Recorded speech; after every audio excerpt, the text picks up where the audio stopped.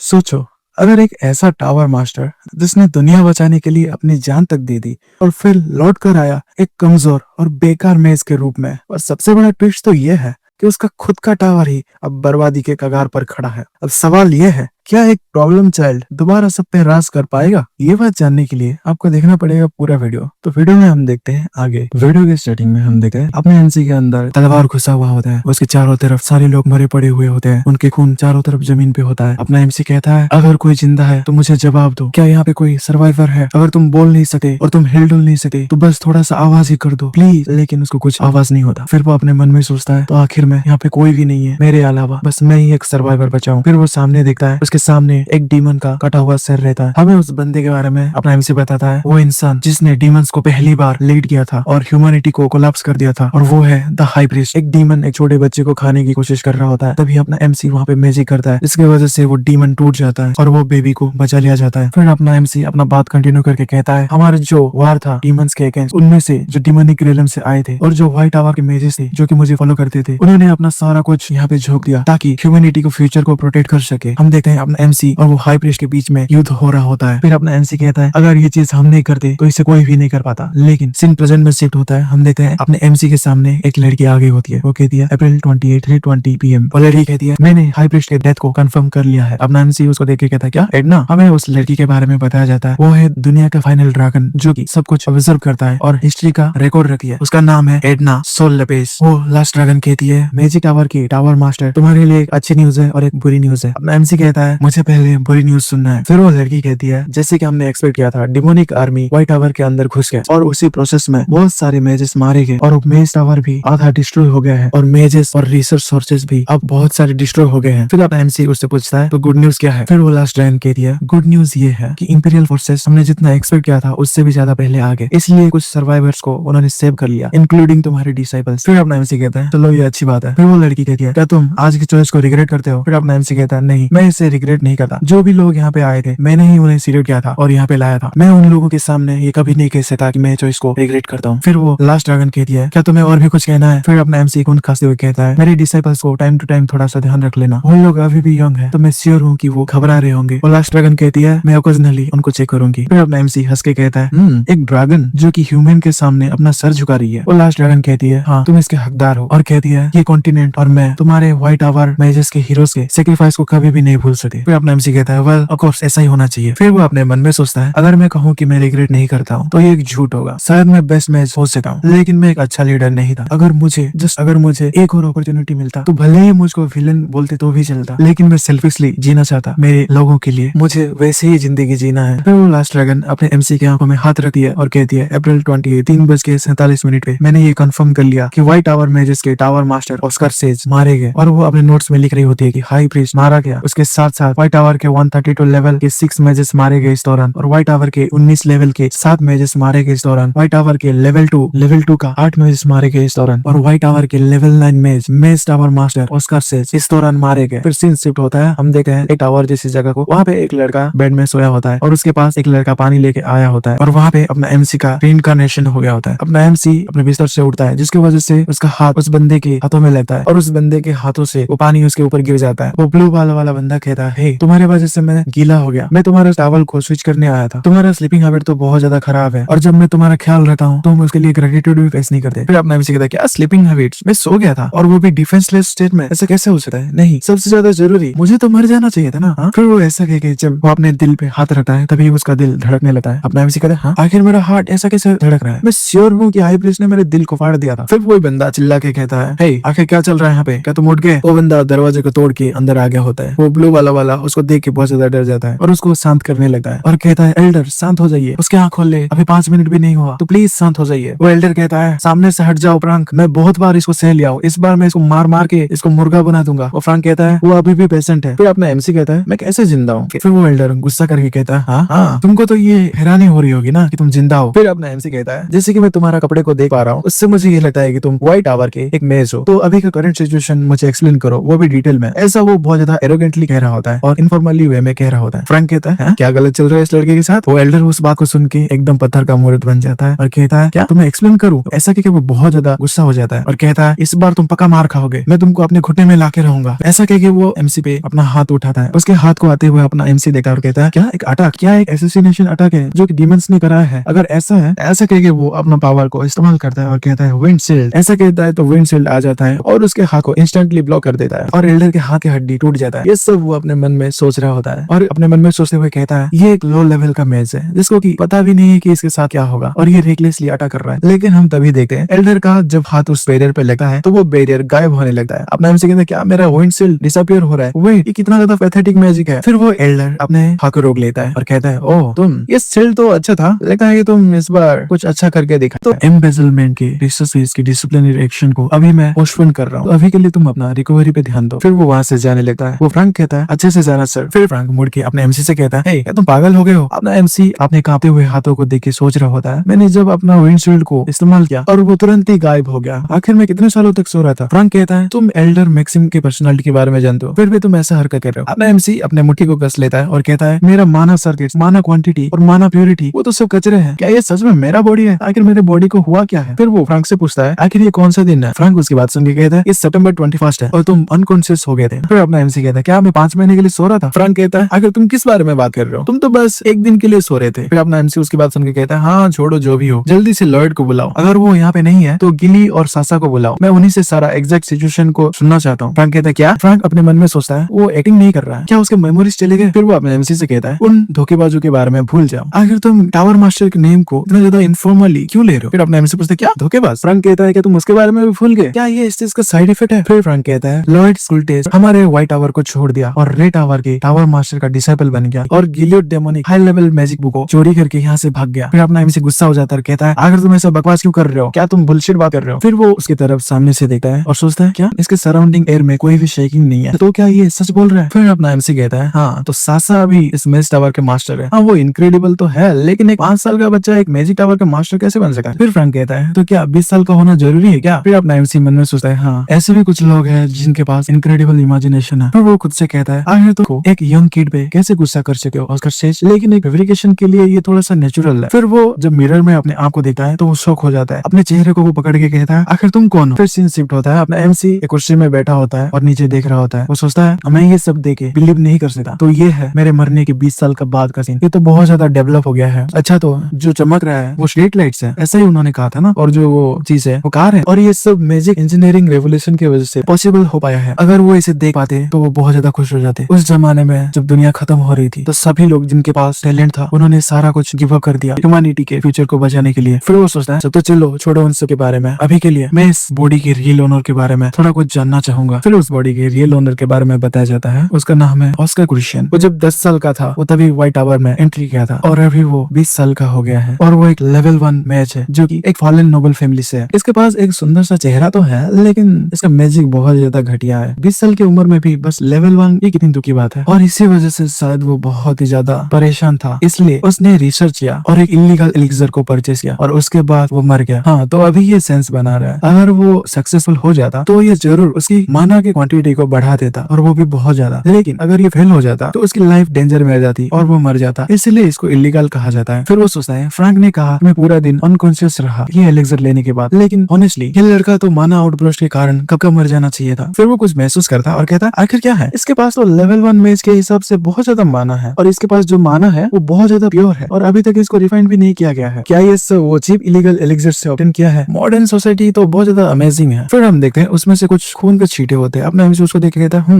आखिर ये क्या है? फिर वो उसको पकड़ लेता है और नीचे जब गिराता है तो वो देख के शॉक हो जाता है। फिर वो कहता है ये तो पॉइजन है, लेकिन इसके बॉडी में पॉइजन क्या कर रहा है? अच्छा अब मैं समझ गया, अभी मुझे सारा सिचुएशन अच्छे से समझ आ रहा है। पहली चीज तो इलीगल एलिक्सर एक नकली चीज नहीं था, ये एक प्रॉपर एलिक्सर था जिसको कि पा पाना बहुत ज्यादा इम्पॉसिबल है, चाहे हम इसके लिए कितना भी प्रीमियम प्राइस पे करें। लेकिन प्रॉब्लम यह है कि ऑस्कर क्रिश्चियन को इसके बारे में पता नहीं था कि इसके अंदर पॉइजन है। अभी मैं जितना इन चीज को देख के समझ रहा हूँ, इसके बॉडी में जितना पॉइजन बचा हुआ है और इसके टाइम फ्रेम को जब वो कोलैप्स हुआ था इसको देख के मैं जितना समझ पा रहा हूँ, इससे मैं एक चीज श्योर हूँ, अगर मैं दूसरे शब्द से कहूँ तो वो माना आउटब्रस्ट की वजह से नहीं मरा था, वो मरा था पॉइजन की वजह से। और एक लेवल 1 मैच को मारने के लिए ये बहुत ज्यादा हाई था, अगर ये मैं नहीं होता तो इसके टेस्टिस के बारे में किसी को पता भी नहीं चलता। फिर वो कुछ सोच के शांत हो जाता है और कहता है मुझे नहीं पता आखिर कौन मेरे सोल के साथ गेम खेल रहा है। लेकिन उसके साथ साथ मुझे एक सेकंड अपॉर्चुनिटी मिली है जिसके बारे में मैं मरने से पहले सोच रहा था। एक सेल्फिश लाइफ जो कि मैं मेरे लोगों के लिए जीना चाहता हूँ। ये कोई बुरा शुरुआत नहीं है ऑस्कर क्रिश्चियन, जबकि तुमने मुझे अपना बॉडी दे दिया है, मैं तुम्हारे लिए बदला लूंगा। ऐसा कह के वो एक मुस्कुराहट देता है। फिर सीन शिफ्ट होता है। हम देखते हैं सीरीन के बाहर का एक हिस्सा। वहाँ पे एक महल में कोई कहता है, हे, हमें उस स्टोर के बारे में न्यूज मिल गया है। वहाँ पे एक बंदा दारू पीते हुए कहता है, मुझे बॉस करके बुलाओ। आखिर मुझे कितनी बार तुम्हें ये बोलना पड़ेगा। उसके सामने वाला बंदा कहता है, मुझे माफ कर दो बॉस। फिर उसका बॉस कहता है, तो आखिर क्या है वो बात। उसके सामने वाला बंदा कहता है, वो स्टोर अंदर से कम्प्लीटली खत्म कर दिया गया था और कोई मेज इसको डिस्ट्रॉय किया था। वो बॉस गुस्सा हो जाता है और कहता है, क्या आखिर ऐसा चीज करने की किसकी हिम्मत हुई। वो बंदा कहता है, मैं श्योर नहीं हूँ, लेकिन वो पूछ रहा था कि ये एलिक्सर उसको किसने बेचा था। क्या वो ऑस्कर क्वेश्चन हो सकता है। उसका बॉस कहता है, आखिर ये कैसे पॉसिबल हो सकता है। ऑस्कर एक थ्योरी मेज है और अल्सो हमारे एलिक्सर की वजह से जो मरने की हालत पे आ गया है वो हमारे बंदों को कैसे डिफीट कर सकता है। फिर वो बंदा कहता है, लेकिन अगर क्या होगा कि व्हाइट टावर इस चीज को इन्वेस्टिगेट करे। उसका बॉस कहता है, तुम्हें याद है ना कि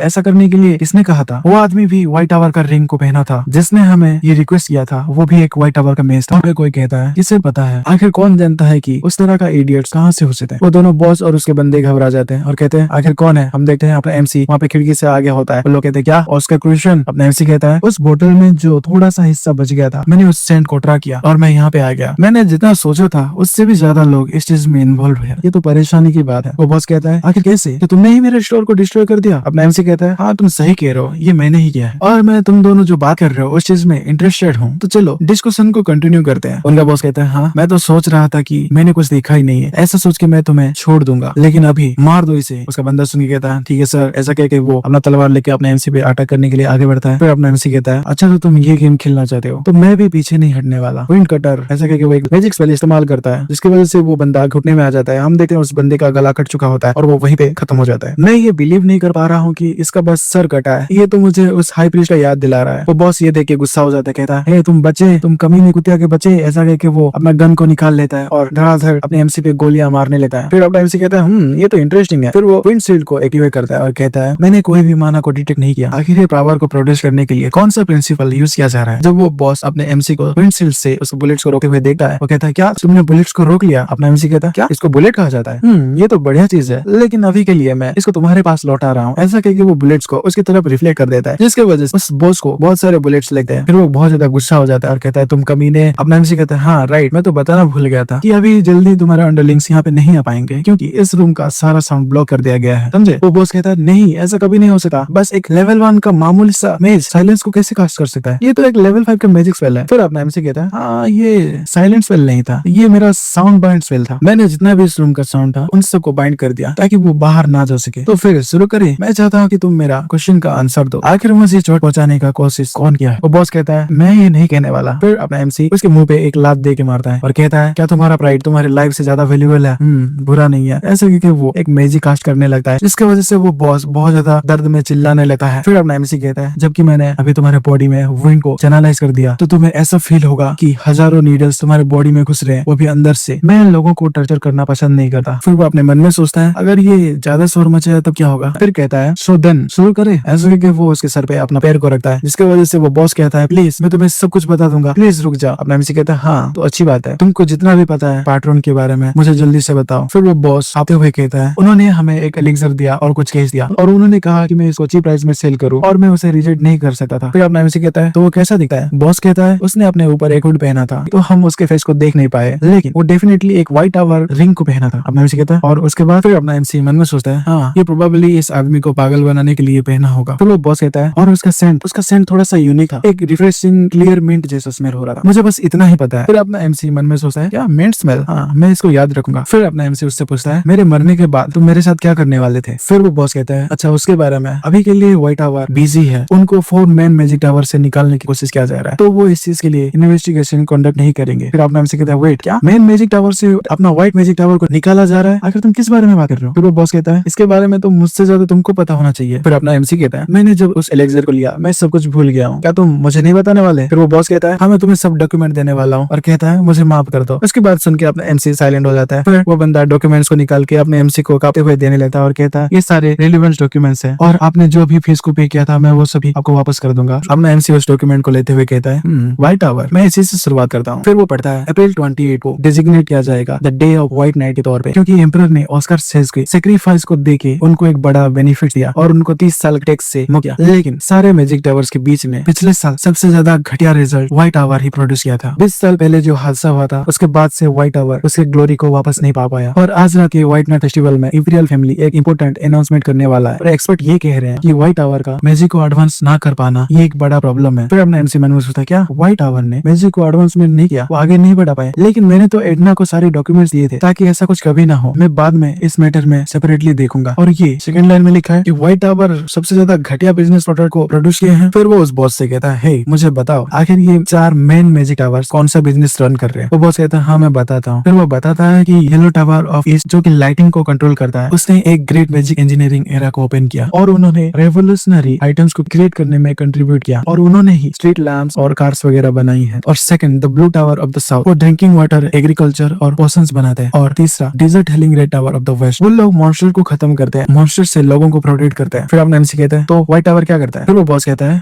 वो व्हाइट टावर वो डिलीवरी करता है। फिर अपना एमसी उसकी बात को सुन के हैरान हो जाता है, कहता है क्या ये किस तरह का बिजनेस है भाई, डिलीवरी, ये तो मुझे समझ नहीं आ रहा। फिर वो अपने माथे पे हाथ रख के कहता है क्या तुमने बस डिलीवरी का लाइक किस तरह का आइटम को डिलीवरी करते हैं, आखिर ये डिलीवरी है क्या, आखिर वो डिलीवरी करते क्या है। फिर वो बॉस कहता है हाँ वो लोग पोस्ट ऑफिस का काम करते हैं, व्हाइट टावर के लोग विंड राइडर्स है जो कि उड़ सकते हैं, तो वो इस चीज का एडवांटेज उठाता है और क्विकली सारे आइटम्स को डिलीवर करते हैं और सेफली ये चीज करते हैं। अपना एमसी अपने सर पे हाथ रखते हुए कहता है क्या राइडर्स, आखिर वो क्या है। उसको रियलिटी चेक मिल जाता है। फिर एमसी अपने मन में सोचता है व्हाइट टावर मैजेस आसमान की ऊंचाइयों तक जा सकते हैं और आसमान पे राज करते हैं, इसलिए उनको फ्रीडम और ब्रेवरी के तौर पे देखा जाता है, इसलिए उनको ड्रैगन और ईगल्स के साथ कंपेयर किया जाता है। लेकिन कौन कमीना था जिसने की इस तरह का आइडिया निकाला। वो बॉस घबराते हुए कहता है जितना कि मैं जानता हूँ ये करंट व्हाइट टावर के मास्टर है। फिर वो बात सुन के अपना एमसी अपना मुंह बना लेता है क्या वो तो मेरा ही ब्रांड है। फिर वो उस बॉस से पूछता है ओके अब मुझे बताओ कि ड्रिंकिंग वाटर और एग्रीकल्चर इंडस्ट्री क्या है, क्या मैजिक टावर के लिए सबसे ज्यादा प्रॉफिटेबल प्रोडक्ट पोशंस नहीं है, आखिर ये ब्लू टावर वो काम क्यों कर रहा है। द ब्लू टावर्स ये थोड़ा सा डिफरेंट है, प्रैक्टिकली इस पोशन मार्केट में मोनोपोली नहीं रह पाते। फिर अपना एमसी मन में सोचता है जितना कि मैं जानता हूँ अपना व्हाइट टावर 20 साल पहले सबसे ज्यादा बिगेस्ट फिगर था पोशन मार्केट में। अगर वो सारे पोशन क्रिएशन मेथड 20 साल पहले खत्म नहीं होता तो शायद आज भी हमारा व्हाइट टावर आगे बढ़ता। फिर वो बॉस कहता है हाँ जो ड्रिंकिंग वाटर और एग्रीकल्चर बिजनेस है वो लोग क्लीन वाटर को एक्सपेंसिव प्राइस में बेचते हैं और जिस एरिया में रेन नहीं होता उस एरिया में वो रेन करवाते हैं। फिर अपना एमसी कहता है क्या फिर लोग क्लीन वाटर क्यों खरीद रहे हैं। वो बॉस घबराते हुए कहता है हाँ ये रिच पीपल के क्रेज चल रहे हैं आजकल। फिर अपना एमसी कहता है क्या ये लोग पागल हो गए हैं, वो कुछ पैसे कमाने के लिए ये सब कर रहे हैं, अगर तुम चाहो तो सिंपली वहीं से भी पानी निकाल के पी सकते हो। उसकी बात सुन के वो बॉस घबराते हुए कहता है हाँ आप सही कह रहे हो। फिर अपना एमसी कहता है अच्छा तो सारी बात को मिला के बताए तो ये है कि व्हाइट टावर बाकी मैजिक टावर्स के मुकाबले कुछ भी प्रॉफिट नहीं कर पा रहा है। वेल ये सच है कि बाकी सारे मैजिक टावर्स के बिजनेस एक अनदर लेवल पे है और ये साल का नाइट फेस्टिवल उनके पास एक लास्ट चांस है ताकि वो अपना वर्ड को प्रूव कर सके। लेकिन प्रॉब्लम की बात यह है कि बस 7 महीने बचा है। फिर वो बॉस कहता है सर ऑस्कर मेरा बॉडी। फिर अपना मन में सोचता है क्या ये शौक से मर रहा है, क्या इसने ज्यादा खून को लूज कर दिया, उसने मुझे अच्छा इन्फॉर्मेशन दे तो दिया है तो क्या मैं बचाऊं उसको। फिर वो जब अलग डॉक्यूमेंट में देखता है और कहता है क्या अर्सन लोगों को मारना, इलीगल लोन्स और लोगों से धमका के उनका पैसा लेना, असोसिनेशन रिक्वेस्ट ये सब चल रहा है यहाँ पे, तुम तो बहुत ज्यादा कचरे हो, घटिया आदमी। ऐसा कह के वो वहाँ से जाने लगता है। वो बॉस कहता है सर ऑस्कर, ऐसा कह के वो वहाँ पे मर जाता है और अपना एमसी खिड़की से कूद के नीचे आ गया होता है। वो कहता है अपनी अगली जिंदगी में एक अच्छा इंसान बनना। फिर हम देखते हैं डॉन व्हाइट टावर, वहाँ पे अपना एमसी वापस आ गया होता है और कहता है हाँ मैं बहुत ज्यादा थक गया हूँ, मैं ये बिलीव नहीं कर सकता कि मैं बेसिक स्पेल्स इस्तेमाल करके भी थक जाता हूँ, आखिर मेरे बॉडी के साथ क्या गलत है, आखिर मैं ऐसा क्यों बन गया हूँ, क्या मैं अब मैजिक को इस्तेमाल करने के काबिल भी हूँ। वो मैजिक जो ऑस्कर सेज को ह्यूमन हिस्ट्री का ग्रेटेस्ट मैच बनाया वो है फ्रेंड आर्काइव। वो मैजिक अपना एमसी परफॉर्म करने लगता है लेकिन वो वहाँ से गायब हो जाता है। अब एमसी कहता है क्या ये गायब हो गया, आई गेस मैं अभी इसको यूज नहीं कर सकता, लगता है मुझे अपने बॉडी के अभी के कंडीशन को ठीक करना पड़ेगा पहले। तो फिर मैं अपने बॉडी को मैजिक स्कैन करता हूँ। ऐसा वो करके मैजिक स्कैन करने लेता है तो मैं मैजिक स्कैन के साथ शुरू करता हूँ और उस दौरान मैं इस बॉडी के बारे में थोड़ा कुछ और इन्फॉर्मेशन पढ़ लेता हूँ। मेरे मेमोरीज बहुत ज्यादा मिस हो गए हैं। हाँ मुझे फ्रैंक ने कुछ इन्फॉर्मेशन बताया था लेकिन मुझे अभी भी ऑस्कर क्रूशन के बारे में बहुत सारी क्रूशियल इन्फॉर्मेशन जानना है अगर मुझे इस बॉडी को बचाना है तो। फिर वो उस डॉक्यूमेंट को पढ़ता है और कहता है ऑस्कर क्रूशन जो कि काउंट क्रूशन का बेटा है, जो डिजास्टरस मैंसन फायर से एक लौता सर्वाइवर है। तभी उस बच्चे को सभी लोग जीनियस के तौर पे देखते थे और सारे उससे हाई एक्सपेक्टेशन रखते थे। उन्होंने एक दूसरे से लड़ाई किया ताकि वो उसको रिक्रूट कर सके। वो 6 साल की उम्र में एम्पायर के मैजिक एकेडमी फैकल्टी में ज्वाइन हुआ और वो फुल मार्क्स लाता था हमेशा और उसने एक्स्ट्रा ऑर्डिनरी चीज को भी पब्लिश किया और उसने ये प्रूव किया कि वो अनडाउटेबली एक जीनियस है। लेकिन इस तरह का इंसान अभी भी लेवल 1 में क्या कर रहा है। लेकिन ये दुख की बात है अगर उसके पास माना डिफिशिएंसी सिंड्रोम नहीं होता तो वो एक ग्रेट मैच बनता जो कि उसके जनरेशन को रिप्रेजेंट करता। फिर वो चीज देखे शौक हो जाता है और कहता है क्या माना डिफिशिएंसी सिंड्रोम, अगर ये सच है तो ये सेंस बना रहा है कि वो अभी भी लेवल 1 पे है। वो सभी लोगों से ज्यादा अच्छे से मैजिक को समझता है, लेकिन वो इसको इस्तेमाल नहीं कर सकता। फिर उसका स्कैन हो जाता है और रिजल्ट को कंफर्म करता है। फिर अपना सिस्टम पैनल खोल के अपना एमसी देखता है, हाँ वेट, ये तो इसके पास तो माना डेफिशिएंसी सिंड्रोम नहीं है, तो ये एक इलनेस नहीं है, बल्कि किसी ने जानबूझ के इसके सर्किट्स को सील किया है। ये वीडियो कैसा लगा मुझे कमेंट करके जरूर बताइएगा। क्या मैं इसको कंटिन्यू रखूं या फिर कोई और मानो एक्सप्लेन करूं, ये मुझे कमेंट्स में जरूर बताना। तो मैं मिलता हूँ किसी और वीडियो में, तब तक के लिए बाय बाय। जिनेक्स रिकेप में आपका स्वागत है। पिछले वीडियो में हमने देखा था अपने एमसी को पता चलता है कि इसकी रियल बॉडी का ऑनर, उसके पास माना डेफिशिएंसी सिंड्रोम जो है वो एक इलनेस नहीं है, बल्कि किसी ने जानबूझ के उसके माना सर्किट्स को सील किया है। हमें माना डेफिशिएंसी सिंड्रोम के बारे में बताया जाता है, जिस तरह की इसका नाम इसको बताता है कि ये एक इस तरह का इलनेस है जिसमें एक व्यक्ति अपना माना को सर्कुलेट नहीं कर सकता। एक मेज अपने माना सर्किट के ऊपर 20 फिजिकल सर्किट्स को इंस्टॉल कर सकता है। एक मेज जितना ज्यादा फिजिकल सर्किट को इंस्टॉल करेगा उस हिसाब से उसके लेवल को डिटरमाइन किया जाएगा। लेकिन अगर किसी के पास माना डेफिशिएंसी सिंड्रोम है और उसका एनवायरनमेंट अभी तक बना नहीं है, तो वो लोग चाहे अपने जिंदगी में कितना ही ज्यादा हार्ड ट्रेन कर ले, वो लेवल 3 से ज्यादा आगे नहीं बढ़ पाएंगे। लेकिन ऑस्कर क्रूशन का हालत कुछ डिफरेंट ही है। उसके फिजिकल सर्किट ट्विस्टेड नहीं है, बल्कि किसी ने जानबूझ के उसके फिजिकल सर्किट्स को बांध के रखा है। फिर अपना एनसी कहता है अगर ये बंदा सच में एक जीनियस है तो उसको पता होना चाहिए कि उसके पास माना डेफिशिएंसी सिंड्रोम नहीं है। ये सही होगा अगर वो किसी डायरी को लिखा होगा तो। ऐसा कह के वो एक किताब को निकालता है और अपने मन में सोचता है फ्रैंक के अकॉर्डिंग ऑस्कर क्रूशन एक अल्कोहलिक था। लेकिन क्या हो कि वो पर्सनालिटी बस जानबूझ के लिए बनाया गया हो। शायद उसको पता है किसी ने जानबूझ के उसके माना सर्किट्स को लॉक किया है और वो उसके जिंदगी के पीछे पड़ा है, तो वो जानबूझ के एक प्ले बॉय का एक्टिंग करता रहा। अगर बात ऐसी है तो अब मुझे समझ आ रहा है कि वो इलीगल एलिक्सर क्यों इस्तेमाल किया। जिस सिचुएशन में वो किसी को ट्रस्ट नहीं कर सकता, उसने सोचा कि वो अपने आप को ट्रस्ट करेगा और वो खुद ही उन चेन को तोड़ देगा। अगर मैं थोड़ा सा कोशिश करूं और सारे क्लूज को इकट्ठा कर दूं तो शायद मैं ये कर सकता। फिर वो बुक को निकालता है और कहता है क्या, द रीइंटरप्रिटेशन ऑफ बेसिक मैजिक। फिर वो उस बुक को पढ़ता है तो वो शॉक हो जाता है। हम देखते हैं ऑस्कर क्रूशन उस बुक में बहुत सारे नोट्स चुकाया होता है विंड मैजिक के बारे में, जिसमें वो कॉन्सेप्ट वगैरह लिखा होता है। यहाँ पे जो एडवांस विंड शील्ड के बारे में लिखा गया है वो मेरे पर्सनली इस्तेमाल करने वाला विंड शील्ड की तरह ही सिमिलर है। ये एक सिंपल डिफेंसिव स्किल से कम्प्लीटली डिफरेंट प्रिंसिपल पे काम करता है और उससे कम्प्लीटली डिफरेंट है। और उसके साथ साथ उसने ये भी लिखा है कि कौन से सिचुएशन में बेस्ट रहेगा। और उसके साथ साथ उसने बहुत सारे बेसिक मैजिक को भी अपने आप ही क्रिएट किया है। वो खुद मैजिक इस्तेमाल नहीं कर सकता, लेकिन उसने इतना ज्यादा एक्सपेरिमेंट किया अपने दिमाग में और ये सब थ्योरी लिख पाया। अब मुझे समझ आ रहा है कि उसको क्यों एक जीनियस कहा जाता है। थ्योरी को समझने के मुकाबले में हम दोनों तो एकदम सिमिलर है। और उसके साथ साथ मैं इस बुक को देख के बता सकता हूँ कि वो मैजिक पे गिव अप नहीं किया, बल्कि उसने बहुत ज्यादा हार्ड वर्क किया, बल्कि वो सबसे ज्यादा हार्ड वर्क किया। उसका पैशन चीख चीख के कह रहा है कि वो मैजिक को बहुत ज्यादा पसंद करता था। फिर ऑस्कर सेज एक पेज पे पढ़ता है, उसमें लिखा होता है आई होप कि ये बुक व्हाइट टावर के किसी बंदे को मिले ताकि मेरी सच्चाई के बारे में बाकियों को पता चले कि एक मेज जो कि अपना बिगेस्ट चैलेंज को फेस करने वाला है। फिर अपना एमसी कहता क्या, एक मेज जो कि अपना बिगेस्ट चैलेंज को फेस करने वाला है। हाँ, तो उसको पता था, उसको सब कुछ पता था, लेकिन ये सब उसने बस अकेले किया। ऑस्कर क्रूशन एक यंग मेज जो कि अपने क्रूएल फेट से ब्रेक फ्री होना चाहता था और जिस बात में वो अकेला चल रहा था। मैं Oscar says the 17th master of magical tower, मैं अपने नाम पे कसम खाता हूँ मैं वो सारे बंधन तोड़ दूंगा जो बंधन तुम तोड़ नहीं पाए। ऐसा कह के वो मेडिटेशन करने लगता है और कहता है और उसके साथ साथ मैं उन लोगों को मजा चखाऊंगा जो लोग तुम्हें इस हालत में ला दिए। फिर सीन शिफ्ट होता है, हम देखते हैं गार्डन में अपना एमसी चल रहा होता है। वो सोचता है आखिर मैं इस ग्रीन हाउस में क्यों चल रहा हूँ। मुझे जितना याद है मैं इसके सारे फिजिकल सर्किट्स को खोल रहा था और इसी के वजह से मैं एग्जिस्ट हो गया और मैं वहीं पे सो गया। फिर वो सामने देखता है और हैरान हो जाता है। वो कहता है मास्टर हम सभी यहाँ पे आ गए। फिर हम देखते हैं ऑस्कर सेज और कुछ बच्चे वहाँ पे बैठे हुए होते हैं। ऑस्कर सेज कहता है बैठ जाओ बच्चों और बताओ क्या हम आज का लेसन शुरू करें। फिर अपने एमसी मन में सोचता है अच्छा ऐसा है, मैं इसलिए यहाँ पे हूँ क्योंकि मेरा ड्रीम कर्स अभी भी है। वो कमीना डीमन वर्ल्ड का विस्काउंट उसने मेरे पे एक नाइटमेयर कर्स कर दिया जिसकी वजह से मेरी हालत ऐसा है। जब भी मैं सोता हूँ तब मुझे अपने पास्ट की याद आती है। ऑनेस्टली मैं कहूँ तो मुझे लगा था मैं जब इस बॉडी में आया तो ये कर्स हट गया था, लेकिन ऐसा लग रहा है कि ये कर्स मेरे सोल के साथ बाइंड हो गया है, ना कि मेरे फिजिकल बॉडी से। तो क्या मैं फिर भी अपने आप को लकी कह सकता हूँ? अगर आपको बैकग्राउंड में किसी बच्चे की रोने की आवाज आ रही है तो प्लीज मुझे माफ कर देना। मैं जब भी रिकॉर्ड करने के लिए बैठता हूँ तो कोई ना कोई आवाज आ ही जाता है। तभी कोई गाना चलाता है या तो कोई रोने लगता है या फिर चिल्लाने लगता है या जोर जोर से बात करने लगता है। तो प्लीज इन सब के लिए मुझे माफ कर देना। फिर अपना एमसी कहता है तो मेरे स्टूडेंट्स के बारे में जो मेरा ड्रीम था वो अभी भी हटा नहीं है, मैं अभी भी इमोशनली इन लोगों से जुड़ा हुआ हूँ। फिर हम उसके सामने देखते हैं ऑस्कर सेज कहता है तो बच्चों आज हम क्या सीखने वाले हैं। उनमें से एक ब्लैक बालों वाला छोटा बच्चा कहता है आपने कहा कि आप हमें मैजिक सिस्टम के बारे में आज सिखाएंगे और मेजेस के मैजिक सिस्टम और नाइट्स 4 डिफरेंट कैटेगरीज में डिवाइड किया गया है और उनको कहा जाता है द 4 टाइप्स ऑफ मैजिक। फिर ऑस्कर सेज कहता है हाँ तुमने सही कहा, मैजिक फिजिकली तो दिखने में एक जैसा ही है लेकिन उसको 4 भागों में बांटा गया है। वो है enchantment, acceleration, balance and special types. फिर वो ब्लैक बालों वाला छोटा बच्चा कहता है हाँ तो हमारे व्हाइट टावर हार्मोनाइजेशन टाइप का मैजिक को परस्यू करता है ना। फिर हमें उस बच्चे के बारे में बताया जाता है जो कि होता है लॉयड स्कुल्टेज और वो 9 साल का छोटा बच्चा होता है। ऑस्कर सेज कहते हैं हाँ तुमने सही कहा और इसके लिए विंड मैजिक बेस्ट सुटेबल है। फिर एक लड़की कहती है क्या सभी मैजिक टावर में उनका प्रेफरेंस है। हमें उस लड़की का इंट्रोडक्शन दिया जाता है, उसका नाम है सासा माइस्ट जो कि 5 साल की छोटी बच्ची होती है। ऑस्कर सेज कहते हैं हाँ क्योंकि डिफरेंट टाइप के मैजिक डिफरेंट तरीके से अपना रिएक्शन दिखाते हैं। गोल्डन टावर को स्पीड ज्यादा इंपॉर्टेंट लगता है तो वो एक्सेलरेशन टाइप के मैजिक पे फोकस करता है और उसके साथ रेड टावर बिलीव करता है फायर में तो वो एंचेंटमेंट टाइप पे बिलीव करते हैं और उनको रिप्रेजेंट करता है। और अजुरे और व्हाइट टावर दोनों ही बैलेंस टाइप मैजिक को रिप्रेजेंट करते हैं। फिर हमें देखा जाता है एक गोल्डन बालों वाला बच्चा जिसका नाम होता है किलियो डेमोनिक जो कि एक 7 साल का छोटा बच्चा होता है। वो कहता है मास्टर मुझे एक्सेलरेशन टाइप का मैजिक चाहिए, मुझे स्लो चीजें बहुत ज्यादा फ्रस्ट्रेटिंग लगती है। उसकी बात सुन के ऑस्कर सेज कहता है गिली अनफॉर्चुनेटली तुम मैजिक को चूज नहीं कर सकते, तुम उसके साथ पैदा होते हो। फिर सासा कहती है देन हमें कैसे पता चलेगा कि हम किसके साथ पैदा हुए हैं। फिर ऑस्कर सेज एक लकड़ी से ड्राइंग बनाते हुए कहते हैं तुम जितना सोचते हो ये उससे भी ज्यादा सिंपल है। सासा तुम्हारा इंडेक्स फिंगर आगे लाओ और इस मैजिक को इस्तेमाल करो। फिर सासा कहती है ये मेरा पहली बार है कि मैं ऐसा स्पेल देख रही हूँ तो इसको बनाने के लिए मुझे थोड़ा सा टाइम लगेगा। फिर ऑस्कर सेज कहते हैं हाँ चलेगा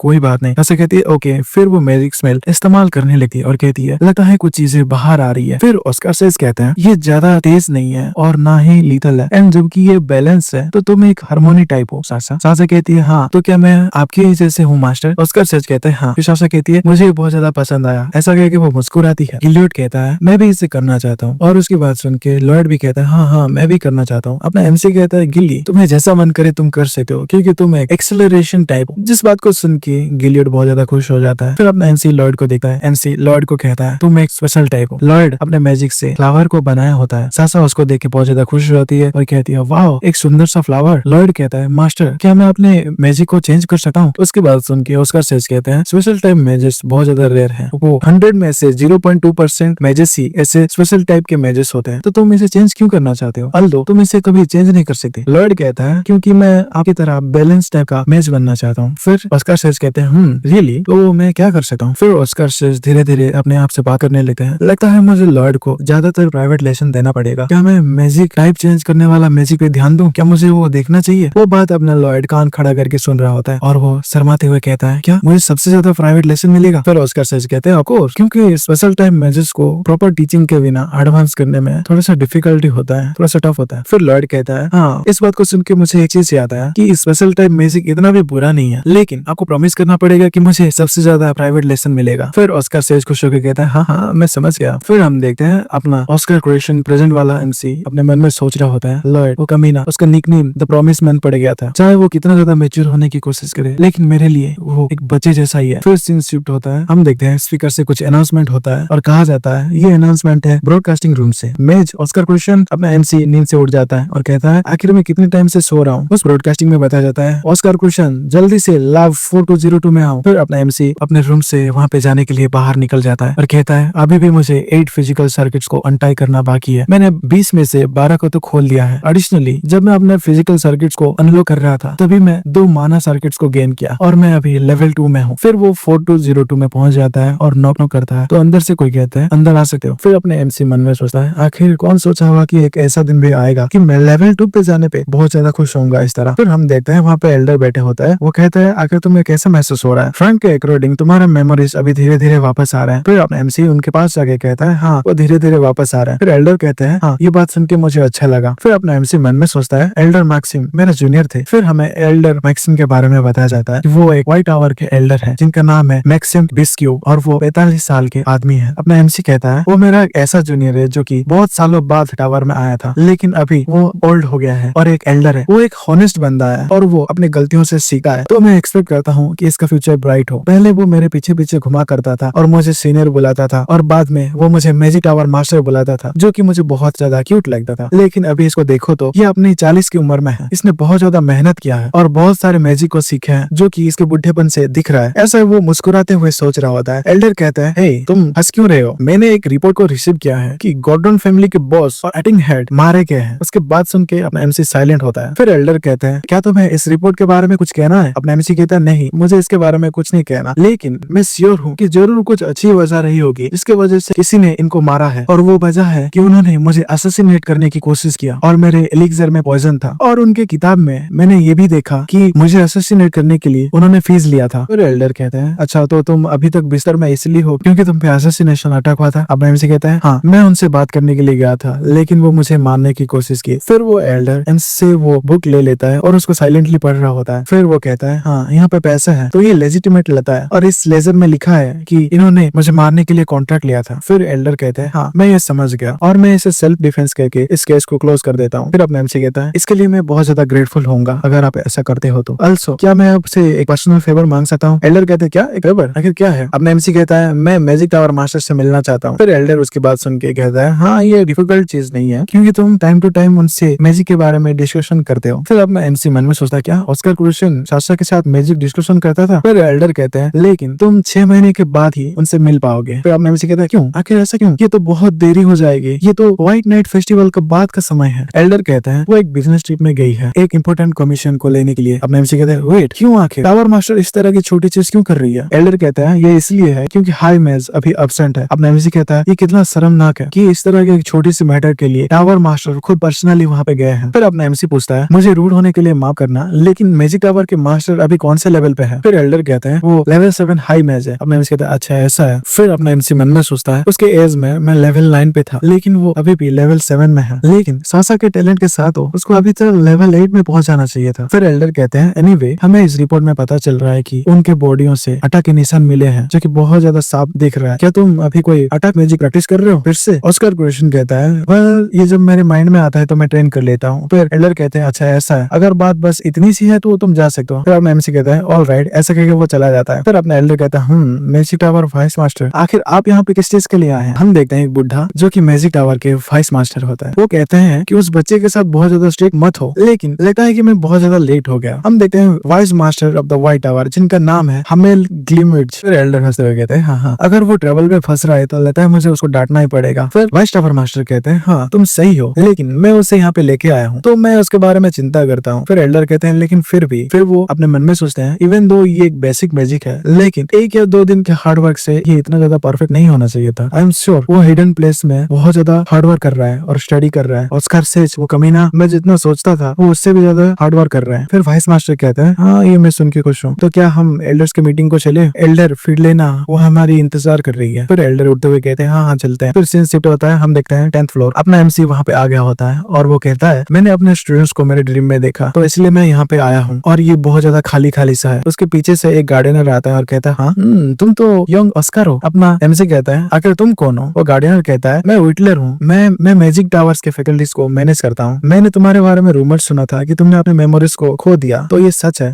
हम लोग यहाँ पे बहुत सारे बातें करते थे, लगता है कि तुम सारे भूल गए, कितना ज्यादा दुखी बात है। फिर अपना एमसी उसकी बात सुन के हैरान हो जाता है, कहता है, क्या मेरे मेमोरीज लॉस वाले रूमर्स कहाँ तक फैल गए हैं? फिर अपना एमसी उनसे पूछता है, आप मुझे यंग सर ऑस्कर क्यों बुला रहे हैं? फिर वो गार्डनर कहते हैं, हाँ जब मैं यहाँ पे काम करता था तब यहाँ पे प्रीवियस मैजिक टावर के मास्टर आते थे और वो ग्रेट सर ऑस्कर है। अपना एमसी उसकी बात सुन के साइलेंट हो जाता है। फिर अपना एमसी अपने मन में सोचता है, हाँ हम दोनों को डिफरेंशिएट करने के लिए ये एक अच्छा तरीका है। फिर वो उस गार्डनर से कहता है, also क्या तुम आपसे मेरे कन्वर्सेशन बड़ी बनना चाहोगे? वो गार्डनर कहता है, मैं आपके ऑफर के लिए थैंकफुल हूँ लेकिन ये थोड़ा सा डिफिकल्ट है क्योंकि मैं इस टावर को जल्दी छोड़ के जाने वाला हूँ। अपना एमसी उनकी बात सुन के कहता है, क्या आप कहाँ जाने वाले हो? वो गार्डनर कहते हैं, मुझे यहाँ पे काम करते हुए 40 साल बीत गए। फिर अपने एमसी कहते हैं, हाँ तो क्या हुआ, क्या कोई इशू है? फिर वो गार्डनर कहता है, मैंने 3 टावर मास्टर को मेरे टाइम से सर्व किया है और कॉन्स्टेंटली मेरे को वर्कर्स चेंज हो गया। मैं बस एक लौता इंसान हूँ जो कि इस डिपार्टमेंट में बचा हुआ हूँ और मैं इसलिए यहाँ पे इतने सालों से टिका हुआ हूँ क्योंकि हमारे previous tower master Oscar says अपने अपॉइंटमेंट सेरेमनी में कहा था कि सभी लोग जो इस टावर में रहते हैं तुम प्राइडली इस व्हाइट टावर की फैमिली हो। उसकी बात सुन के अपना एमसी कहता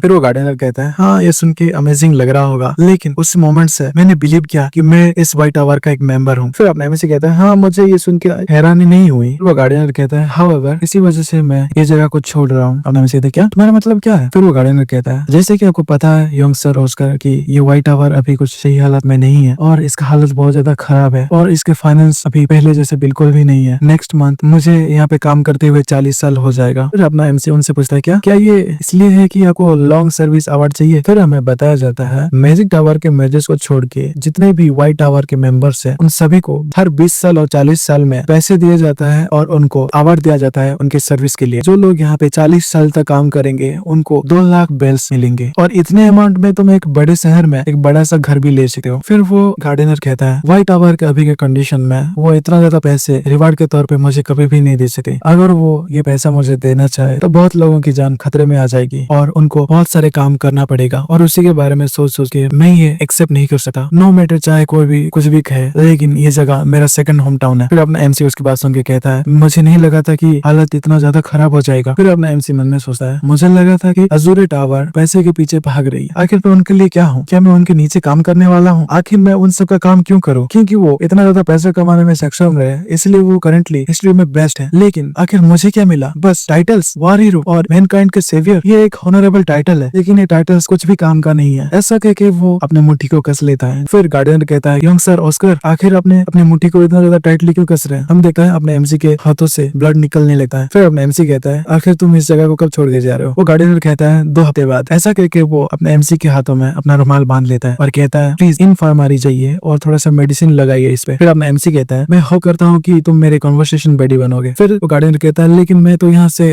फिर अपना एमसी कहता है तुम्हें यहाँ से जाने की जरूरत नहीं है, यहाँ पे एक रास्ता है, मैं सब कुछ ठीक कर दूंगा। एक ऐसा मेथड जिससे कि बहुत सारे पैसे आएंगे और आज के दिन जैसा आगे कभी भी नहीं होगा। फिर सीन शिफ्ट होता है। हम देखते हैं अपना एमसी अपने रूम में बैठ के सोच रहा होता है मैंने इतनी बड़ी बड़ी बातें कह तो दिया लेकिन मैं ये कैसे करने वाला हूँ? मुझे अभी बस रिसर्च, लेक्चरर्स और कमीशन का रास्ता दिमाग में आ रहा है, लेकिन अगर पेमेंट मुझे देरी से मिलेगी तो ये प्रॉब्लम है। लेकिन मैं कर भी क्या सकता हूँ? अभी मैं लेवल 2 का मैच हूँ, मुझे एक ऐसा बिजनेस बनाना पड़ेगा जो कि बहुत सारा पैसा कमाए। आई गेस ऑप्शंस बनाना ही मेरे पास ओनली ऑप्शन है। फिर वो न्यूज़पेपर को पढ़ता है और कहता है वेट ये तो फिर सीन शिफ्ट होता है। हम देखते हैं 5 टावर मास्टर के रूम में, वहाँ पे 2 लोग बैठे हुए होता है। उनमें से एक लड़की कहती है मैं इस चीज को इस बार इग्नोर नहीं कर सकती, ये बहुत ज्यादा हो गया है। फिर एल्डर कहता है हाँ ये डेफिनेटली गलत है, लेकिन फिर वो लड़की कहती है लेकिन क्या? हम देखते हैं व्हाइट टावर के एल्डर जो कि फाइनेंस के चार्ज में है, उनका नाम है फेडेनलिना। फिर एल्डर कहते हैं वेल जो कल्प्रिट था वो अभी पश्चाताप कर रहा है। फिर वो फेडेलिना कहती है तो क्या तुम ऐसे ही उसको जाने दोगे? किसी से चुराना एक बुरी आदत होती है जो कि समय के साथ साथ बहुत ज्यादा बढ़ जाता है। फिर एल्डर कहता है तुम्हें उसके बारे में चिंता करने की जरूरत नहीं है, वैसे भी हमारे टावर के पास चुराने के लिए ज्यादा कुछ सामान है भी नहीं। उसकी बात सुन के वो फेडेलिना बहुत ज्यादा गुस्सा हो जाती है और कहती है मैं जो भी बात कर रही हूँ तुम उसको अपोज कर रहे हो, तुम उस बच्चे को आइसोलेशन में क्यों नहीं भेज देते? एल्डर भी कहते हैं नहीं मैं ऐसा कभी नहीं करूंगा, आखिर हम एक लेवल 1 के बच्चे को आइसोलेशन ट्रेनिंग में क्यों ही भेजे? हम देखते हैं उनके साइड में बैठे होते हैं वाइस टावर मास्टर और वो चाय पीते हुए सैडली कह रहे होते हैं क्या ये 2 एल्डर्स के बीच का कन्वर्सेशन है? ये तो बच्चों की तरह लड़ रहे हैं। फिर वो वाइस टावर मास्टर कहते हैं हाँ जैसे कि एल्डर मैक्सिम ने कहा कि आइसोलेशन ट्रेनिंग बहुत ज्यादा हार्श हो जाएगा उस बच्चे के लिए और वो एक टॉर्चर से ज्यादा कुछ भी नहीं है उस बच्चे के लिए। फिर फेडेलिना कहती है लेकिन वाइस टावर मास्टर कहता है उसके बजाय क्यों ना हम ऐसा करते हैं कि जो यहाँ पे रिसर्च फीस वो पे करते हैं वो उसका 3 गुना पे करे। फिर फेडेलिना कहती है क्या बस 3 गुना? फिर वाइस टावर कहते हैं तो चलो कुछ और टॉपिक पे बात करते हैं। फिर फेडेलिना कहती है हमारे पास बहुत ज्यादा कम पैसा है तो हमें जल्द ही कुछ डिसीजन लेना पड़ेगा। फिर वो कहती है हमारे पास बहुत ज्यादा फैकल्टीज है जिनको हम इस्तेमाल भी नहीं करते, अगर हम पोषण प्रोडक्शन चैम्बर के इक्विपमेंट्स को बेच देते हैं तो उस पैसे से हम 3 महीने तक सर्वाइव कर सकते हैं, अदरवाइज हमें सच में इस टावर को बंद करना पड़ेगा। फिर वाइस टावर मास्टर कहता है मैं इसका इजाजत नहीं देता। फिर वो कहती है वाइस टावर मास्टर। फिर वाइस टावर मास्टर कहता है ये एक मैजिक टावर है, ये एक ऐसा जगह है जहाँ पे मेजर्स आते हैं मैजिक को स्टडी करने के लिए और अपना नॉलेज को शेयर करने के लिए, और एक क्लोज्ड रूम में कोई भी फ्रेशर नहीं है और हम हमारे फ्यूचर को बेच नहीं सकते आज के हंगर को बुझाने के लिए। फिर वो फेडेलिना कहती है तो बताइए क्या हमारे पास कोई फ्यूचर भी है? हमने 20 साल तक इंतजार कर लिया। उसकी बात सुन के एल्डर मैक्सिम बहुत ज्यादा गुस्सा हो जाता है और कहते हैं फेडेलिना। फिर फेडेलिना कहती है वाइस टावर मास्टर आप इसको एक्सेप्ट क्यों नहीं कर लेते? अगर यहाँ पे कोई जीनियस भी होगा तो वो कभी भी हमें सेव करने के लिए नहीं आएगा। उसके बात सुन के वाइस टावर मास्टर साइलेंट होते हैं और कुछ कहने की कोशिश करते हैं, लेकिन तभी फेडेलिना कहती है कौन है यहाँ पे? हम अभी मीटिंग में हैं। फिर वाइस टावर मास्टर कहता है अंदर आ जाओ। फिर अपना एमसी वहाँ पे आ गया होता है और कहता है हेलो मैं हूँ Oscar Christian. Vice tower master कहता है आखिर क्या हो ऑस्कर क्रिश्चियन? अपना एमसी कहता है मेरे पास एक सजेशन है तो प्लीज मुझे एक बिजनेस स्टार्ट करने दीजिए। उसकी बात सुन के फेडेलिना कहती है क्या वाह तुम तो फनी हो, सच में फनी हो। क्या तुम्हें याद नहीं आ रहा कि तुमने रिसर्च फीस को अभी तक नहीं भरा है और तुम क्या शुरू करने वाले हो? एक बिजनेस, एक बिजनेस। ऐसा वो गुस्से में अपने एमसी को ताने मारने लगती है। फिर अपना एमसी कहता है मैंने पास्ट के न्यूज़पेपर पढ़ते वक्त एक आर्टिकल को ढूंढा है, इसमें यह है कि फिनी स्टेट एक टेरिबल फ्लू की वजह से लॉकडाउन में चला गया था। फिर वाइस टावर मास्टर कहता है हाँ मैंने भी इसे देखा था और लोग कहते हैं कि ये कार्डिना फ्लू हो सकता है। अगर ये सच में कार्डिना फ्लू होगा तो ये बहुत ज्यादा टेरिबल होगा, क्योंकि अभी के लिए कार्डिना फ्लू के लिए कोई भी क्योर नहीं है। पास्ट में व्हाइट टावर के पास एक वैक्सीन था, इसलिए तभी कोई इशू नहीं हुआ, लेकिन उस वैक्सीन का रेसिपी हम खो दिए हैं 20 साल पहले। फिर अपने एमसी कहते हैं यस इवन द ऑजरे टावर जो कि इस ऑसम मार्केट को डोमिनेट करता है वो भी अभी तक इसे रेप्लिकेट नहीं कर पाया है, तो मैं इसी चीज का बिजनेस करना चाहता हूँ। उसकी बात सुन के वाइस मास्टर कहते हैं क्या? फिर अपना एमसी कहता है मैं कार्डिना फ्लू का वैक्सीन को सेल करना चाहता हूँ। पहले जो व्हाइट टावर टावर का मोनोपोली था इस मार्केट में, मैं उस मोनोपोली को रिवाइव करना चाहता हूँ। उसकी बात सुन के फेडलिना गुस्सा होकर कहती है, तुम्हारी बात सुना तो बकवास सुनने जैसा लग रहा है। मैजिक टावर्स और फार्मास्यूटिकल्स कंपनी बहुत सारे पैसे और लोगों को इन्वेस्ट किए, लेकिन कोई भी उस वैक्सीन को रेप्लिकेट नहीं कर पाया 20 सालों से, और तुम कह रहे हो कि तुम ये कर सकते हो, एक 20 साल का छोटा बच्चा। फिर अपना एमसी उनके तरफ मुड़ के कहता है, हाँ वो फेल हो गए, और हाँ मैं एक 20 साल का बच्चा हूँ, लेकिन मैं एक जीनियस हूँ। उसकी बात सुन के और फेडलिना बहुत ज्यादा गुस्सा हो जाती है, कहते हैं क्या तुम मुझसे मजाक कर रहे हो? तुमने हमसे 7,23,000 बेल्स को लिया अपने रिसर्च पेमेंट के फीस में, तुम हमसे 25,000 उधार भी लिए थे अपने इलीगल मिरेकल मेडिसिन को खरीदने के लिए। तुमको पता भी है एक ऑर्डिनरी फार्मर का एनुअल सैलरी बस 20,000 है, वो भी टैक्सेस के बाद, और तुम कह रहे हो कि तुम एक जीनियस हो। क्या तुम्हारे पास कोई भी आइडिया नहीं है कि पैसा कैसे काम करता है? क्योंकि तुम एक ऐसा वो कह ही रही होती है। लेकिन तभी वाइस मास्टर कहता है, एल्डर फेडलिना, व्हाइट टावर के एक मेज होने के तौर पे ऑस्कर यहाँ पे एक ऑफिशियल इन्वेस्टमेंट अपॉर्चुनिटी को सजेस्ट करने आया है, और मुझे पता है कि तुम अभी फाइनेंस के चार्ज में हो, लेकिन तुम बहुत ज्यादा रूड हो रही हो। उनकी बात सुन के फेडलिना कहती है, मैं माफी चाहती हूँ मास्टर। फिर अपना एमसी कहता है, मैं सोचता था कि वो मुझसे इतना ज्यादा हेट क्यों करती है, अब मुझे पता चला क्योंकि वो ट्रेजर को होल्ड करती है, क्योंकि वही है ट्रेजरर, अब मुझे सेंस बना रहा है। फिर वो उनसे कहता है, हाँ मैंने पास्ट 2 सालों में कुछ भी नहीं किया है, लेकिन मैं इस चीज को लेके बहुत ज्यादा श्योर हूँ, तो प्लीज मेरी बात को थोड़ा सा सुनिए। फिर वो अपने मन में सोचता है, ये बॉडी का ऑनर और मैं दोनों ही डिफरेंट है। फिर वाइस टावर मास्टर कहते हैं, क्या ऐसा कोई रीजन है जिसकी वजह से तुम्हें लग रहा है कि ये कार्डिनल फ्लू है? फिर अपना एमसी कहता है, हाँ आप न्यूज़पेपर के पेज 2 को थोड़ा सा देखिए, उसमें लिखा है एल टेरा ऑर्डर्स, और एल टेरा ऑर्डर्स का आर्क बिशप बाल्डविन सडनली अपने प्लान को चेंज किए हैं पिलग्रिमेज के दौरान। फिर अपना एमसी कहता है, वो अभी सीरियन में और 1 महीना रहने वाला है अपने प्रेयर्स ऑफ ब्लेसिंग के लिए। क्या एक स्ट्रेंज चीज नहीं है? वो बड़े शहरों में बस 1 महीने के लिए रहते हैं अभी तक के लिए। फिर हमें एल टेरा ऑर्डर के बारे में बताया जाता है, the El Terra order mother earth को वर्शिप करता है जिनका नाम है टेरा, और उनके ऑर्डर में 7 आर्क बिशप्स है। वो सबसे ज्यादा इनकरप्ट और डिग्निफाइड होने चाहिए क्योंकि वो उस ऑर्डर के लीडर्स है, लेकिन रियलिटी में वो उस सबसे बहुत ज्यादा दूर है। ऑर्डर के जो सेकंड इन पावर होता है उसको कार्डिनल बनने के लिए बहुत ही ज्यादा कैंपेन फंड्स की जरूरत होती है, और उनको उनके विजिट के दौरान बस किसी जगह में 1 महीने तक ही रहने का इजाजत है, लेकिन वो भी तभी जब तुम किसी नोबल से मिल रहे हो या फिर मर्चेंट से मिल रहे हो या फिर उनसे पैसे ले रहे हो। लेकिन सीरिन पास्ट में एक ग्रेट सिटी हुआ करता था, लेकिन ये अब छोटे से छोटा होता जा रहा है। फिर एल्डर कहते हैं, हाँ तुमने सही कहा, लेकिन मुझे लगा था कि प्रेयर्स ऑफ ब्लेसिंग के वजह से वो यहाँ पे रुके हुए हैं। फिर अपना एमसी कहते हैं, हाँ इसीलिए ये और भी ज्यादा स्ट्रेंज है। आपको लगता है कि एक बैरन लैंड के लिए प्रेयर्स ऑफ ब्लेसिंग करेंगे वो? जैसे कि आप जानते हो उनके जर्नी का रूट पहले से ही एल टेरा ऑर्डर्स के मेंबर्स के द्वारा चूज कर लिया गया है। पहले सीरिन, मोस, मेलबोर्न और ग्रीनवेल, और उसके बाद आता है विनिस। द आर्क बिशप सीरिन आने से पहले नॉक्स में 1 महीने के लिए रहा, और अगर मैं गलत नहीं हूँ तो वो मॉस्क में भी और 1 महीने के लिए रहेगा, और वो दोनों मेलबोर्न और ग्रीनवेल में भी 1 महीने तक रुकेगा। तो क्या आपको इससे ऐसा नहीं लग रहा कि वो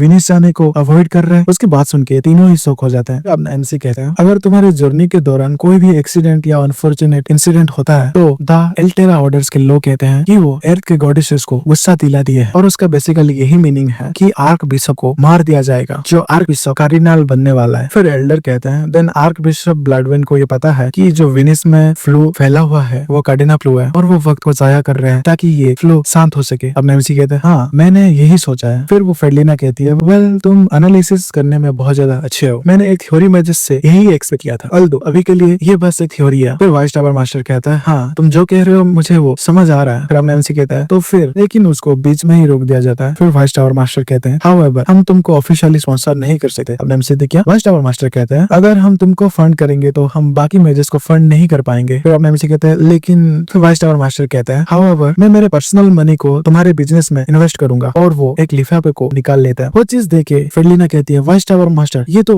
फिर वाइस टावर मास्टर उनको शांत करते हुए कहते हैं, हाँ हाँ ऑल राइट, ये बस 30,000 बेल है, ऑल्दो ये ज्यादा नहीं है, लेकिन क्या ये तुम्हारे लिए एनफ रहेगा? और एमसी कहता है, क्या 30,000 बेल? उनकी बात सुन के अपना एमसी शॉक हो जाता है और कहता है, नहीं ये तो काफी नहीं रहेगा, ये तो काफी छोड़ो, ये तो थोड़ा सा भी नहीं है। फिर वो पर्सन प्रोडक्शन चैम्बर में आ गया होता है और अपने सर को पकड़ के टेंशन ले रहा होता है। फिर अपना एमसी मन में सोचता है, वेल आई गेस मुझे अभी प्लान बी के साथ जाना पड़ेगा। देन यहाँ का इक्विपमेंट तो सभी ठीक लग रहा है, मैं इतने पैसों में वैक्सीन का एक सैंपल बनाऊंगा और आर्क बिशप से पैसे लूंगा। फिर हम देखते हैं फ्रैंक वहाँ पे उसकी मदद कर रहा होता है। अपना एमसी उसको देख के सोचता है, हाँ ये बहुत ज्यादा हार्ड वर्क कर रहे हैं, और कार्डिनल फ्लू की वजह से सबसे ज्यादा ट्रबल में यही है, और जो किसी चीज के लिए डेस्परेट है उसी से पैसे लूटना ही बेहतर है। तो अभी टाइम आ गया है वार्मो के लिए। फ्रैंक उसको देख के सोच रहा होता है, ये किस तरह का बिहेव कर रहा है, आखिर इसके साथ क्या गलत है भाई, ये बंदा पागल वागल तो नहीं हो गया। ये वीडियो कैसा लगा मुझे कमेंट करके जरूर बताइएगा। तो मैं मिलता हूँ किसी और वीडियो में, तब तक के लिए बाय बाय। जी नेक्स्ट रिकेप में आपका स्वागत है। पिछले वीडियो में हमने देखा था अपना एमसी एक पोशन बनाने के लिए लैब में आ गया होता है और वो एक्सपेरिमेंट कर रहा होता है और कहता है हाँ अभी ये वक्त आ गया है। ऐसा कह के वो एक फॉर्मूला को एक बोतल में डालता है और कहता है बुरा नहीं है। कहा जाता है कि एक ट्रू मास्टर उनके क्लास को हमेशा के लिए मेंटेन करके रहते हैं। मैंने इस एनर्जी ड्रिंक को प्रैक्टिस के तौर पे बनाया है, लेकिन मैं तो बेकार में ही चिंता कर रहा था। लेकिन तभी हम देखते हैं उस ब्लू वाला लड़के को, वो वास्तव में कुछ भर के ला रहा होता है और उसको लाने में प्रॉब्लम हो रही होती है। वो कह रहा होता है मेरा बैग टूटने वाला है। फिर अपना ऑस्कर सेल्स कहता है तुमने बहुत अच्छा किया, क्या तुमको वो सारे मिसिंग मेडिसिनल हर्ब मिल गए? तो वो ब्लू वाला बंदा कहता है हाँ ऑफ कोर्स, तुम देख सकते हो। बाय द वे तुम्हारे पास कुछ पीने के लिए है क्या? अगर ऐसा ही चलता रहा तो मैं बेहोश हो जाऊंगा। और ये रहा तुम्हारा रिसिप्ट। फिर ऑस्कर क्वेश्चन कहता है हाँ मेरे पास 30 रिकवरी पर्सन है तो सही। तो वो ब्लू वाला बंदा कहता है क्या तुम्हारे पास है? क्या वो बहुत ज्यादा महंगा नहीं मिलता है क्या? फिर अपना मिसी कहता है ये लो और मैं ये रिसिप्ट को ले रहा हूँ। वो ब्लू वाला बंदा वो पोर्शन को लेके कहता है तुम्हारा शुक्रिया, और वो खुश हो जाता है और कहता है ये तो बढ़िया है और वार्म भी है, क्या तुमने इसे बनाया है? तो अपना एमसी कहता है हाँ इसे मैंने ही बनाया है। फिर अपना एमसी सारे इंग्रेडिएंट्स की क्वालिटी को चेक करके कहता है ये इंग्रेडिएंट्स का कंडीशन तो बहुत ज्यादा एक्सीलेंट है। तो वो ब्लू वाला बंदा कहता है मैंने सारे बेस्ट को ही चुना है ना, मैं हर चीज जांच परख के ले रहा था, इसलिए वो सेलर मुझ पे गुस्सा कर रहा था, समझे? फिर अपना एमसी कहता है क्या सच में? तुम्हारे पास जैसा आंख है तुम्हें उस हिसाब से तो एक मेज नहीं बल्कि मर्चेंट होना चाहिए। तो वो ब्लू वाला बंदा कहता है हाँ जब हमारा टावर बैंकरप्ट हो जाएगा तभी मैं यही करने की सोच रहा था। उसकी बात सुन के अपना एमसी उसके सर पे मजाक में मारता है। तो वो बंदा रोते हुए कहता है हाँ तुमने मुझे क्यों मारा? अपना एमसी कहता है सॉरी माफ कर दो, मुझे गुस्सा आ गया क्योंकि तुमने हमारे इस टावर के बारे में बुरा बोला। फिर वो ब्लू वाला बंदा कहता है एनीवे अब मुझे क्या करना है? एल्डर फ्रीले ने कहा कि मैं तुम्हारी मदद करूं और उन्होंने कहा कि ये अकेले करने में तुमको प्रॉब्लम होगा। अपना एमसी कहता है वो मेरे सामने तो बहुत ज्यादा मीन बात करती है लेकिन देखो उनको। फिर वो कहता है ऑल राइट देन इस सारे इंग्रेडिएंट्स को यहाँ से लेके चलो। फिर वो अपने मन में सोच रहा होता है ऐसा नहीं है कि मुझे एक असिस्टेंट चाहिए। फिर अपना एमसी मन में सोचता है अभी के लिए हमारे व्हाइट टावर में बहुत सारे प्रॉब्लम चिल्ड्रंस है, अल्दो वो एक्सेप्शनली टैलेंटेड है लेकिन उनका दिमाग का पेस थोड़ा सा ढीला है। लेकिन अगर ये चिल्ड्रन मिल जाए और एक साथ काम करे तो वो टावर के स्ट्रेंथ में बहुत ज्यादा कंट्रीब्यूट कर सकते हैं। और उन लोगों में से एक बच्चा ये फ्रैंक साइरस भी है। मैं ये एज्यूम करता हूँ कि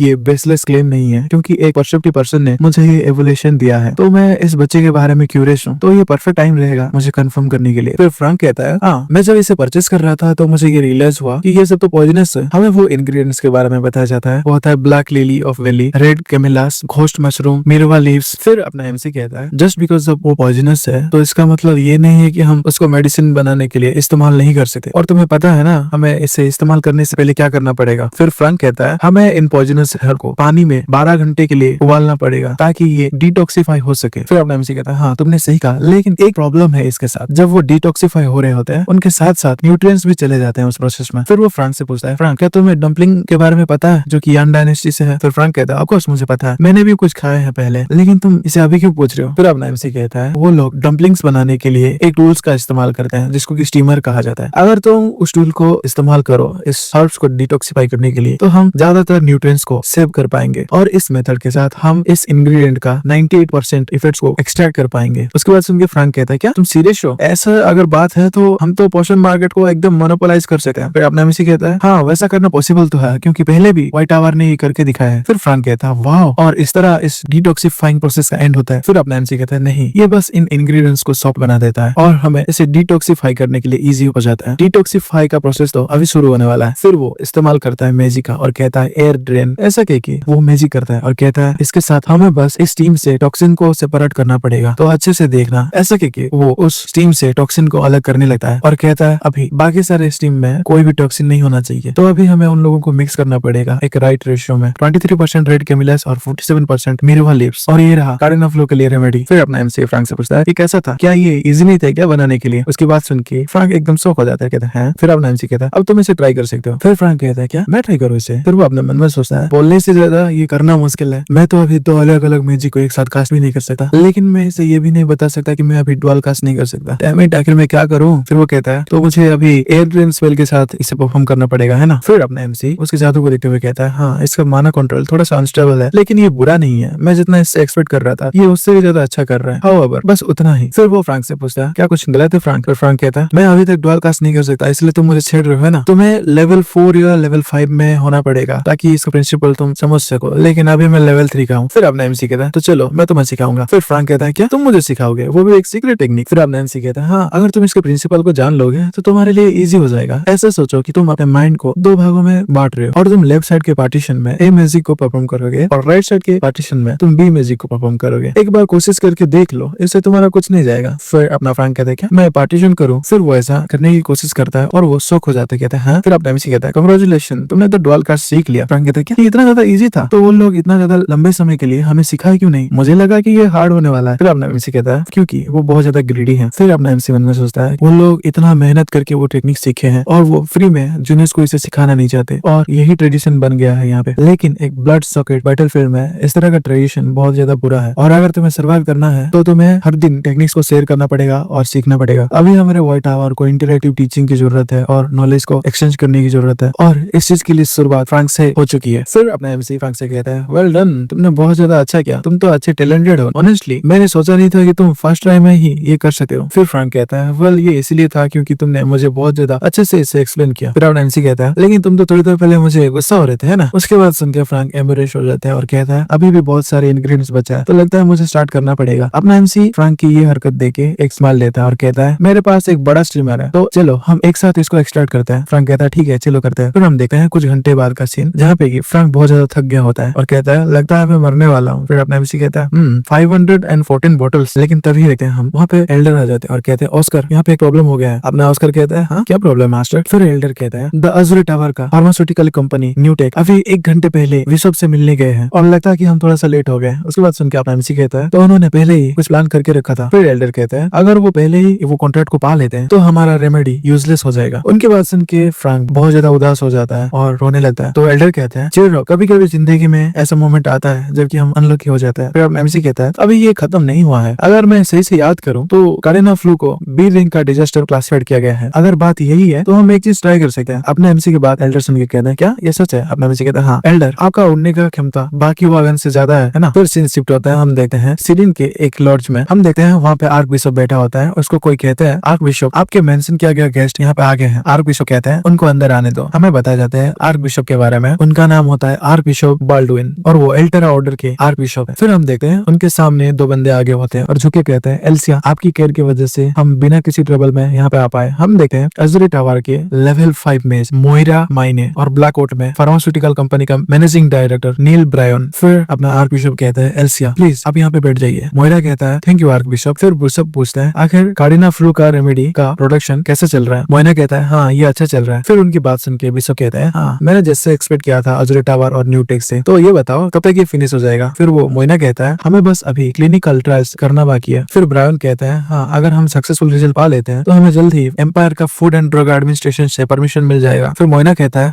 हाउएवर जैसे कि आप जानते हैं कि ये क्लिनिकल ट्रायल्स 1-2 दिन में नहीं हो पाएगा। फिर बिशप पूछते हैं तो तुम इस मेडिसिन का लॉन्च कब करने वाले हो? तो मोइना कहता है मैं प्रॉमिस करता हूँ कि हम आधे साल के अंदर इसको फिनिश कर देंगे। उसके बाद उनके बिशप गुस्सा हो जाता है और कहता है क्या आधा साल? मुझे 4 महीने में ही वेनिस को जाना पड़ेगा। फिर मोइना कहता है लेकिन हमारा शेड्यूल। फिर तभी उनके दरवाजे पे नॉक नॉक होता है। बिशप कहता है आखिर क्या है? तो वो कहता है आर्क बिशप आपसे मिलने के लिए और एक मेज आया है। फिर आर्क बिशप कहता है हाँ उन्हें अंदर आने दो। फिर आर्क बिशप मोइना से पूछता है आखिर तुमने क्यों नहीं बताया कि तुम्हारे साथ और एक पर्सन आने वाला है? मोइना कहता है क्या हमारे साथ तो कोई नहीं आ रहा। और फिर वो मन में सोचते हैं तो ये पर्सन कौन है? फिर वो कहते हैं चलो देखते हैं। फिर हम देखते हैं अपने एमसी का पैर वहाँ पे दिखाया जाता है, वो मन में सोच रहा होता है लेट्स सी। अगर मैं करेक्टली याद करूँ तो इन ऑर्डर्स को ग्रीटिंग्स करने के लिए एल्सिया कहा जाता था। फिर वो कहता है ग्रीटिंग्स मैं ऑस्कर क्रूशन लेवल 2 मेज ऑफ व्हाइट टावर और मैं आपके लिए एक अच्छा ऑफर लेके आया हूँ। उनके बाद सुन के बिशप कहते हैं क्या व्हाइट टावर आखिर तुम यहाँ पे क्या कर रहे हो? फिर अपना एमसी कहता है मैं कार्डिना फ्लू के क्योर के सेल के बारे में बात करने आया हूँ। फिर अपना एमसी मन में सोचता है ये तो परफेक्ट टाइमिंग है, ये दोनों भी यहाँ पे यही चीज के लिए आए हैं। फिर वो उनसे पूछता है क्या मैं ज्यादा लेट हो गया हूँ? फिर बिशप कहते हैं नहीं तुम लेट नहीं हो क्योंकि ये लोग अभी प्रिपेयर होकर नहीं आए हैं। उनके बाद सुन के अपना एमसी कहता है ये सुन के अच्छा लगा, तो अभी हम व्हाइट टावर वाले इसको नेगोशिएट करने के लिए रेडी है ना? लेकिन तभी मोया गुस्सा होकर कहता है क्या तुम झूठ बोल रहे हो? तुम्हारे व्हाइट टावर के पास ना ही कोई टेक्नोलॉजी है और ना ही पैसा है जो कि तुम इस फ्लू का क्योर को डेवलप कर दो। फिर उसकी बात सुन के बिशप कहता है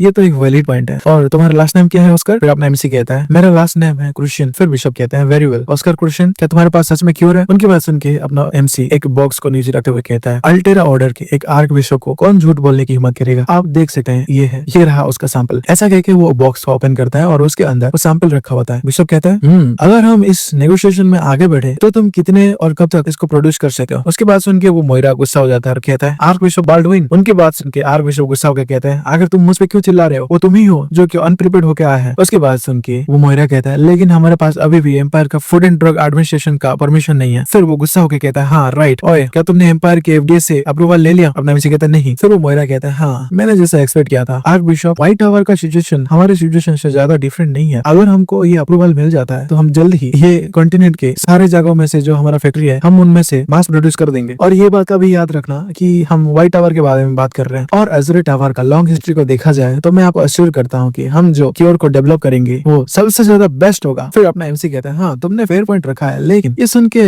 मुझे हैरानी हो रही है कि तुम्हें बस एज़ुरे टावर का लॉन्ग हिस्ट्री के बारे में पता है और तुम ये बात व्हाइट टावर के मेज के सामने बोल रहे हो। ये बात सुन के वो मोइरा बहुत ज्यादा गुस्सा हो जाता है, कहता है क्या तुम जल्दी से अपने बात को पीछे लो। फिर अपना एमसी कहता है, क्या मैंने कुछ गलत कहा? कॉन्टिनेंट का हिस्ट्री को पढ़ा जाए तो तुम देख सकते हो कि कौन सा टावर पहले बना था। उसके बाद सुन के मोइरा कहता है, क्या तुम बस 5 साल का डिफरेंस को लेके इतना ज्यादा बड़ा हंगामा करोगे? फिर अपना एमसी कहता है, बस 5 ईयर का डिफरेंस। इंटरेस्टिंग, तुम जिस 5 ईयर के डिफरेंस की बात कर रहे हो, जो गैप हम दोनों के टावर के बीच में है, जिसको कि तुम्हारे टावर मास्टर क्लोज करना चाहते थे, वो गैप कभी भी क्लोज नहीं होगा। चाहे 1000 साल लगे, इवन 10,000 साल भी हो जाएगा तो भी तुम हमसे क्लोज नहीं हो पाओगे। ऐसे हिस्ट्री वॉर करता है, समझे? और शायद तुम भूल गए कि 20 साल पहले व्हाइट टावर ही पोशन मार्केट में मोनोपोली रखता था। उसके बाद सुन के मोइरा कहता है, हाँ ये तो बस पास्ट की बात था, ये बात को किसी ने भी याद नहीं रखा अब तक। फिर उसको कुछ महसूस होता है और वो हैरान हो जाते हैं। अपना एमसी और रिलीज करके कहता है, क्या पास्ट की बात है जिसको कि कोई याद नहीं रखा? फिर वो शांत हो जाता है और कहता है, अच्छा तो तुम इसके बारे में ये सोचते हो? हम देखते हैं मोइरा और ब्रायन दोनों ही घबरा गए होते हैं। वो मन में सोच रहे होते हैं, आखिर थोड़ी देर पहले ये सेंसेशन क्या था? ये एक लेवल 2 का मेज कभी भी प्रोड्यूस नहीं कर सकता। फिर अपना एमसी कहता है, तो मैं तुम्हें कुछ याद दिलाना चाहूंगा। फिर मोइरा कहता है, क्या? लेकिन तभी कोई दरवाजे से आता है फोन लेके और कहता है, आर्क बिशप मैं माफी चाहता हूँ आपके मीटिंग को इंटरप्ट करने के लिए, लेकिन हमारे पास एक अर्जेंट कॉल है। फिर आर्क बिशप कहता है, क्या? किसका कॉल है? वो बंदा कहता है, ये लॉर्ड ऑफ विनिस से है। फिर आर्क बिशप फोन को उठाता है तो वहाँ से विनिस का लॉर्ड कहते हैं, एल्सिया आपके इमेजरेबल काइंडनेस के लिए मैं आपको शुक्रिया अदा करना चाहता हूँ। बिशप कहते हैं, क्या काइंडनेस? तो वेनिस का लॉर्ड कहते हैं, हाँ आपने जो करीना फ्लू के क्योर भेजे थे उसके लिए। ये बात सुन के बिशप एकदम शॉक हो जाता है। फिर वेनिस का लॉर्ड कहता है, हाँ व्हाइट टावर के एल्डर ने कहा कि आपने इसे सीक्रेटली प्रिपेयर किया था और मैं आपको शुक्रिया अदा कहूँ। और जो भी पेशेंट्स इस दवाई को लिए थे वो कुछ ही घंटों में ठीक हो गए। ये तो एक मिरेकल है, लगता है कि ये गॉडेस से ब्लेसिंग है। ये बात सुन के अपना एमसी मुस्कुरा रहा होता है। फिर बिशप कहता है, हाँ ये सुन के मुझे बहुत ज्यादा अच्छा लगा, तो इसका कोई साइड इफेक्ट है? तो वेनिस के लॉर्ड कहते हैं, नहीं अभी के लिए तो कोई भी साइड इफेक्ट नहीं है और ये अमेजिंग है। और क्या आप मुझे बता सकते हैं कि हमें कब तक सेकंड वेज का क्योर मिल जाएगा? मैंने व्हाइट टावर के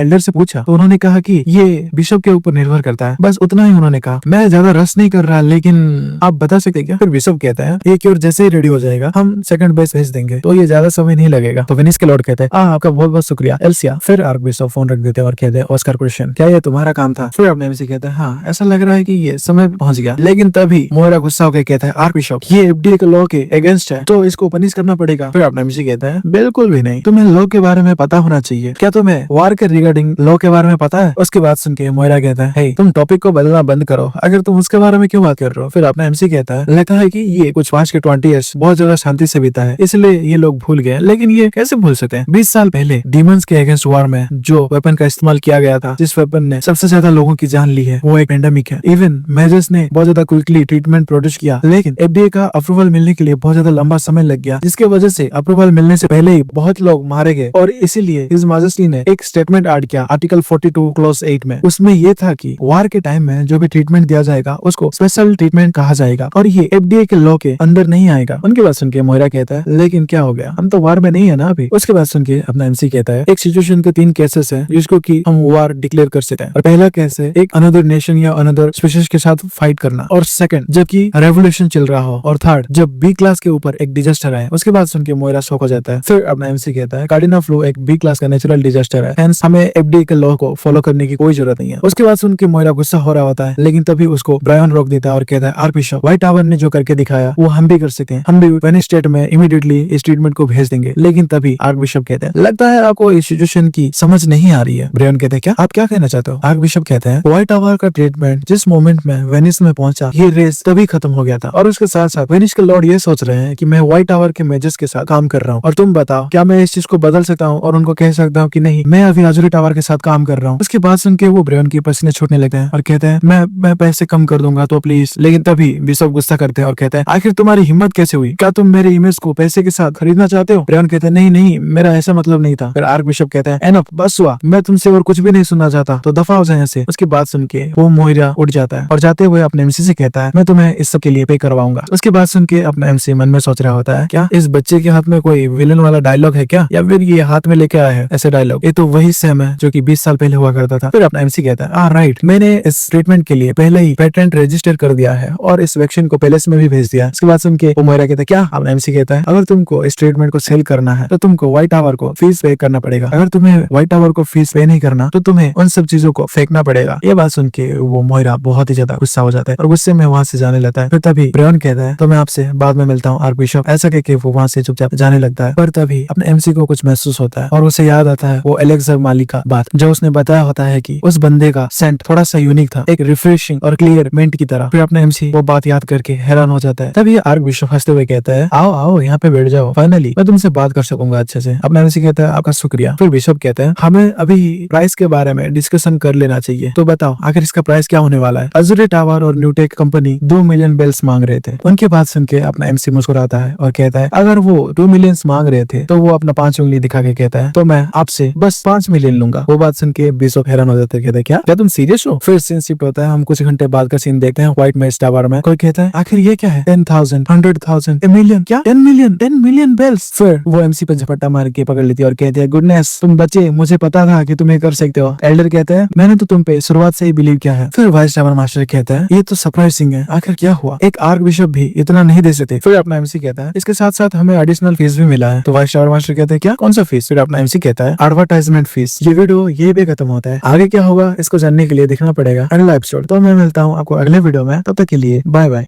जेनिक्स रिकैप में आपका स्वागत है। वीडियो के स्टार्टिंग में हम देखते हैं वाइस टावर मास्टर पूछते हैं क्या प्रमोशनल फीस। अपना एमसी कहता है हाँ। व्हाइट मैजिक टावर का ऑफिशियल स्टेटमेंट के according arc bishop Baldwin cardinal flow का आउटब्रेक पहले से ही प्रेडिक्ट कर लिए, जैसे कि उनको एक रेवोल्यूशन मिला है और उन्होंने कहा कि इस तरह हमने इस क्योर को जल्दी से प्रिपेयर किया। एक ऐसा इंसान जो कि नेक्स्ट कार्डिनल बनने वाला है, एक ऐसा आर्क बिशप जो सीधे मदर अर्थ से रेवोल्यूशन को रिसीव किया। मेरी ऐसी बातों को सुन के कौन रेजिस्ट कर सकता है भला। हम देखते हैं ये बातें सारे अपना एमसी उस बिशप को मस्का लगा रहा होता है। फिर अपना एमसी कहता है मुझे लगता है कि उसको ये पसंद आया होगा, इसलिए उन्होंने हमारे साथ 10 मिलियन बेल्स का कॉन्ट्रैक्ट साइन किया। एक आर्क बिशप से देखा जाए तो ये बहुत ज्यादा जेनरसिटी की बात है और उसके बदले में मैंने प्रॉमिस किया कि हम इस वैक्सीन के साथ साथ एक सेकंड बैच का वैक्सीन भी भेज देंगे, वो भी 1 हफ्ते के अंदर। उसको सुन के वाइस टावर मास्टर कहते हैं वाओ ये तो इम्प्रेसिव है, तुमको पनिशमेंट मिला था कि तुम 3 गुना वापस लेके आओगे, लेकिन तुम तो 400 गुना लेके आए हो। फिर अपना एमसी कहता है तो मेरा पनिशमेंट को विड्रॉ कर दो ना, आप बताओ क्या आपका कोई ऑब्जेक्शन है। तो ट्रेजरी कहती है नहीं मेरा कोई ऑब्जेक्शन नहीं है। फिर वाइस टावर मास्टर कहते हैं ऑस्कर अगर तुम्हें किसी सपोर्ट की जरूरत है तो तुम बता सकते हो, 1 वीक में ये करना थोड़ा सा मुश्किल होगा। फिर अपना ऑस्कर शेष कहता है हमें लेवल 4 या उससे ज्यादा लेवल का मेजेस की जरूरत है, जितना जल्दी हम उनको गैदर कर सके उतना ही अच्छा होगा। फिर वाइस टावर मास्टर कहते हैं ऑल राइट चलो रिक्रूट करते हैं, मैं सिलेक्शन का प्रोसेस तुम पे छोड़ता हूँ ऑस्कर। और एल्डर फेडलिना हमारे टावर के इनसाइड में एक रिक्वायरमेंट नोटिस डाल दो। एल्डर फेडलिना कहती है मैं उनमें क्या कहूँ। फिर वाइस टावर मास्टर कहते हैं उसमें लिखो कि हम लेवल 4 या उससे ज्यादा लेवल वाले मेजेस को ढूंढ रहे हैं पोषण लाभ के लिए, और जो पार्टिसिपेंट्स होंगे उनको डेली पैसे मिलेंगे और उनको सारे साइड डिशेस के साथ मीट दिया जाएगा। फिर सीन शिफ्ट होता है, हम देखते हैं पोषण लाभ में कुछ घंटे बाद का सीन। वहाँ पे 2 लोग बात कर रहे होते हैं क्या उन लोग सच में हमें मीट दे रहे हैं, मैंने सुना है कि वो चिकन नहीं है बल्कि ये पोर्क है। वाह वाह ये तो अमेजिंग है। फिर अपना एमसी उन लोगों को देख रहा होता है। फ्रैंक कहता है ये दृश्य तो अच्छा है, मैं बिलीव नहीं कर सकता कि ये जगह ना भर गया। फिर अपना एमसी ताली बजाते हुए कहता है ऑल राइट सीनियर्स प्लीज यहाँ पे अटेंशन दीजिए। लेकिन हम देखते हैं कोई भी अपने एमसी की बात पे अटेंशन नहीं दे रहा होता। लेकिन तभी अपना एमसी एक चुटकी बजाता है और कहता है साउंड बाइंड। ऐसा कहकर वो एक मैजिक करता है, सारे सीनियर्स अपने कानों में अपना हाथ रखने लगते हैं और कहते हैं आखिर ये क्या है। फिर अपना एमसी कहता है सीनियर प्लीज फोकस करिए, हम यहाँ पे इसलिए गैदर हुए हैं ताकि हम कार्डिनल फ्लू का वैक्सीन एंड क्योर को बना सके, तो मुझे आप लोगों की मदद चाहिए। तो सीनियर्स सभी बात कर रहे होते हैं अच्छा ये वो लड़का जिसने हमें बुलाया था। तो एक और लड़का कहता है आखिर इस जीनियस के साथ आज क्या गलत है, वो अपना सर झुका रहा है। तो वो पहले वाला बंदा कहता है वो कैसे मेडिसिन बनाएगा, क्या ये अनदर स्कैम है। उसके बाद सुन के एमसी को कुछ समझ नहीं आ रहा होता है। फिर अपना एमसी फ्रैंक से पूछता है हे फ्रैंक क्या ये लोग मुझे हेट करते हैं या फिर ऐसा कुछ है। फिर फ्रैंक कहता है हाँ ऑफ कोर्स वो तुम्हें हेट करते हैं। अपना एमसी पूछता है वो मुझे क्यों हेट करते हैं। फ्रैंक कहता है एक बार सोचो तो अभी तुमने पोर्शन रिस्टोरेशन कर दिया, लेकिन उसको साइड में रखे देखो इसके साथ तुमने क्या क्या गलत किया है। तुम एरोगेंट हो, ऑब्नॉक्सियस हो, और तुमने टावर का बजट को एक पागल इंसान की तरह खर्च कर दिया, और तुमने कोई रिसर्च भी नहीं किया, और तुम बस पीते रहे एक हिपो की तरह। उसके बाद सुन के अपना एमसी मुंह बना लेता है और कहता है क्या मैं एक पीस ऑफ ट्रैश की तरह था। फिर हम देखते हैं एक येलो वाली लड़की कहती है हेलो ऑस्कर क्रिश्चियन, मैं कुछ तुमसे सवाल पूछना चाहती हूँ, क्या मैं पूछ सकती हूँ। हमारे व्हाइट टावर का सारे पोर्शन फॉर्मूलास खो गए थे ना, तो तुम अभी कैसे बना रहे हो। फिर अपना एमसी कहता है मैंने इसको रिस्टोर कर लिया। तो सभी सीनियर बात कर रहे थे सीरियसली। तो एक बंदा कहता है तुम्हें पता है इस बंदे ने कितना ज्यादा पैसे खर्च किया है। वो येलो वाला लड़की कहती है क्या तुम्हारा क्योर सच में काम करता है। फिर अपना एमसी कहता है हमने पहले ही एक कॉन्ट्रैक्ट को साइन कर लिया ऑर्डर के साथ। फिर येलो वाली लड़की कहती है देन इसका वर्थ एक गोल्ड से भी ज्यादा होगा है ना। अगर ये फॉर्मूला लीक हो गया तो साइड डिश में मीट मिलना तो छोड़ो भाई, ये तो जो के बराबर हो जाएगा। आखिर तुम क्या सोच के हमारे साथ इतना ज्यादा वैल्यूबल फॉर्मूला को शेयर करना चाहते हो? उसके बाद सुन के अपना एमसी कहता है, मैं तुमसे हॉनेस्ट होकर बताता हूँ, मुझे समझ नहीं आता कि तुम सीनियर्स अभी भी व्हाइट टावर में क्या कर रहे हो, क्यों रह रहे हो? उसके बाद सुन के वो येलो वाला वाली लड़की कहती है, अगर तुम ये किस तरह से एटीट्यूड दिखा रहे हो, क्या इस तरह से मदद मांगा जाता है? लगता है कि हम यहाँ पे आके अपना टाइम को वेस्ट किए हैं। ऐसा कह के वो जाने लगती है। फिर वो कहती है, मुझे नहीं पता कि उस ग्रेट जीनियस ने क्या कहा, लेकिन एक सिंगल पर्सन भी इस तरह से बात करना डिजर्व नहीं करता। फिर उसके बाद सुन के अपना एमसी कहता है, मुझे पता है कि तुमने व्हाइट टावर के लिए बहुत ज्यादा सेक्रीफाइस किए हैं। फिर उसके बाद सुन के वो लड़की पीछे मुड़ जाती है और कहती है, क्या? अपना एमसी कहता है, लेवल 5 मेज रेना व्हाइट, तुम 25 साल की हो। रेड टावर और बहुत ज्यादा कॉर्पोरेशन ने तुम्हारे यूनिक टैलेंट और लीडरशिप को रिकॉग्नाइज किया और तुम्हें 7 बार अपने अंदर भर्ती करने के लिए कोशिश किया, लेकिन तुमने हमेशा मना कर दिया। फिर वो ग्रीन वालों को देख के कहता है, लेवल 5 मेज हारोक ब्रायन 26 ईयर ओल्ड, तुम्हें इंपीरियल पैलेस ने ऑफर किया था रॉयल बैटल मेज का पद, क्योंकि हिज मैजेस्टी ने तुम्हारा मैजिकल कॉम्बैट को रिकॉग्नाइज किया, लेकिन तुमने इसको डिक्लाइन कर दिया। वो बात सुन के वो बंदा शॉक होता है, कहता है, क्या इसको ये भी पता है? फिर अपना एमसी कहता है, लेवल 5 मेज डेकार्ड लाइन 26 ईयर ओल्ड, उनको इंपीरियल एकेडमी ने 4 बार इंस्ट्रक्टर का रोल ऑफर किया था, लेकिन उन्होंने हमेशा रिजेक्ट कर दिया। फिर और एक लड़की के बारे में बताता है, लेवल 4 मेज सेपियर रोज 23 इयर्स ओल्ड, तुम्हें येलो टावर ने रिकॉग्नाइज किया तुम्हारे क्रिएटिव एल्केमी स्किल की वजह से, लेकिन तुमने उनको मना कर दिया। मैंने बस जितने लोगों का नाम लिया उतने ही नहीं, बल्कि सारे सीनियर्स को ऐसे ही सिमिलर ऑफर्स मिले थे, है ना? अगर मुझे इस तरह का ऑफर मिलता तो मुझे पता नहीं कि मैं इसको रिफ्यूज कर पाता कि नहीं, लेकिन आप लोगों ने इस प्लेस को कभी भी छोड़ने की कोशिश नहीं किया। फिर वो येलो वाली लड़की कहती है, क्या एल्डर्स को पता है कि तुम्हें इतने ज्यादा ऑफर्स मिले हैं? हाँ, उनको पता होगा, लेकिन उन्होंने ऐसा प्रिटेंड किया कि उनको पता नहीं है, क्योंकि उनके पास कोई चॉइस नहीं था और वो तुम पे बर्डन नहीं बनना चाहते थे। अपना एमसी कहता है, हमारा व्हाइट टावर अभी स्टील का सबसे ज्यादा बुरा वक्त में चल रहा है। इवन दो आप चाहते तो इस टावर को छोड़ के कहीं बेटर जगह में जा सकते थे, लेकिन फिर भी अपने इस टावर को नहीं छोड़ा और यहीं पे रहे। अगर मैं इस तरह के लोगों पे ट्रस्ट नहीं करूंगा तो आखिर मैं किस पे ट्रस्ट करूं? फिर वो रोने की एक्टिंग करते हुए कहता है, लेकिन अगर आप ये करना नहीं चाहते तो मैं क्या ही कर सकता हूँ? हम देखते हैं। फिर फ्रैंक धीरे से कहता है, क्या तुम मगरमच्छ के आंसू बहा रहे हो? फिर अपना एमसी कहता है, लगता है कि हम 2 लो रैंक मेजेस ही ऐसे स्ट्रगल करते रह जाएंगे अपने आप। फिर फ्रैंक गुस्सा होकर कहता है, तुम श्योर हो कि तुम मेरे बारे में बात नहीं कर रहे? फिर अपना एमसी कहता है, फ्रैंक कम ऑन, अगर हम बस दोनों ही करने वाले हैं तो हमारे पास टाइम नहीं है। ऐसा कह के वो अपने चश्मे को लगाने लगता है। फिर वो येलो वाली लड़की कहती है, क्या मुझे इस गॉगल से स्टार्ट करना पड़ेगा? फिर एक सीनियर कहता है, हाँ हम भी करेंगे, तुम अकेले मत करो, हमें बताओ हम क्या करें, हम किस चीज से स्टार्ट करें? फिर और एक लड़की कहती है, हे तुम पीछे वाले वहाँ पे खड़े मत रहो, जल्दी से यहाँ पे आओ। फिर फ्रैंक कहता है, ऑस्कर ने अपने बातों से सबको मना लिया, क्या मैं सपना देख रहा हूँ? फिर अपना एमसी कहता है, अगर ये सपना भी होता तो भी मैं माइंड नहीं करता। फिर अपना एमसी कहता है, सभी लोग सुन लो, जो हमारा मीट है वो पोर्क नहीं होने वाला। तो सभी लोग कहते हैं, क्या डैम, तो ये आफ्टर ऑल चिकन ही हुआ, मुझे ये मत बताना कि ये चूहे का मीट है। लेकिन तभी अपना एमसी कहता है, नहीं ये बीफ होने वाला है। ये बात सुन के सभी लोग एक्साइटेड हो जाते हैं और खुशी के आंसू रोने लगते हैं। और इस तरह अपने टारगेट के वक्त से 140% ज्यादा वैक्सीन इन लोगों ने प्रोड्यूस कर दिया। फिर सीन शिफ्ट होता है, हम देखते हैं 1 हफ्ते बाद का सीन। अपना एमसी गार्डन में आया होता है, वहाँ पे फूलों की पंखुड़ियां रखा होता है। अपना एमसी कहता है, क्या पंखुड़ियां? क्या ये ओल्ड मैन वाल्टर ने किया है? लगता है कि वो वापस आ गया है, लगता है टावर मास्टर ने उसको वापस बुला लिया है, लगता है मुझे उनसे जाके मिलना पड़ेगा और उनको ग्रीट करना पड़ेगा। फिर वो जमीन पे रखा हुआ न्यूज़पेपर को उठाता है और पढ़ने लगता है। उस न्यूज़पेपर में लिखा होता है, दवाई मिलने के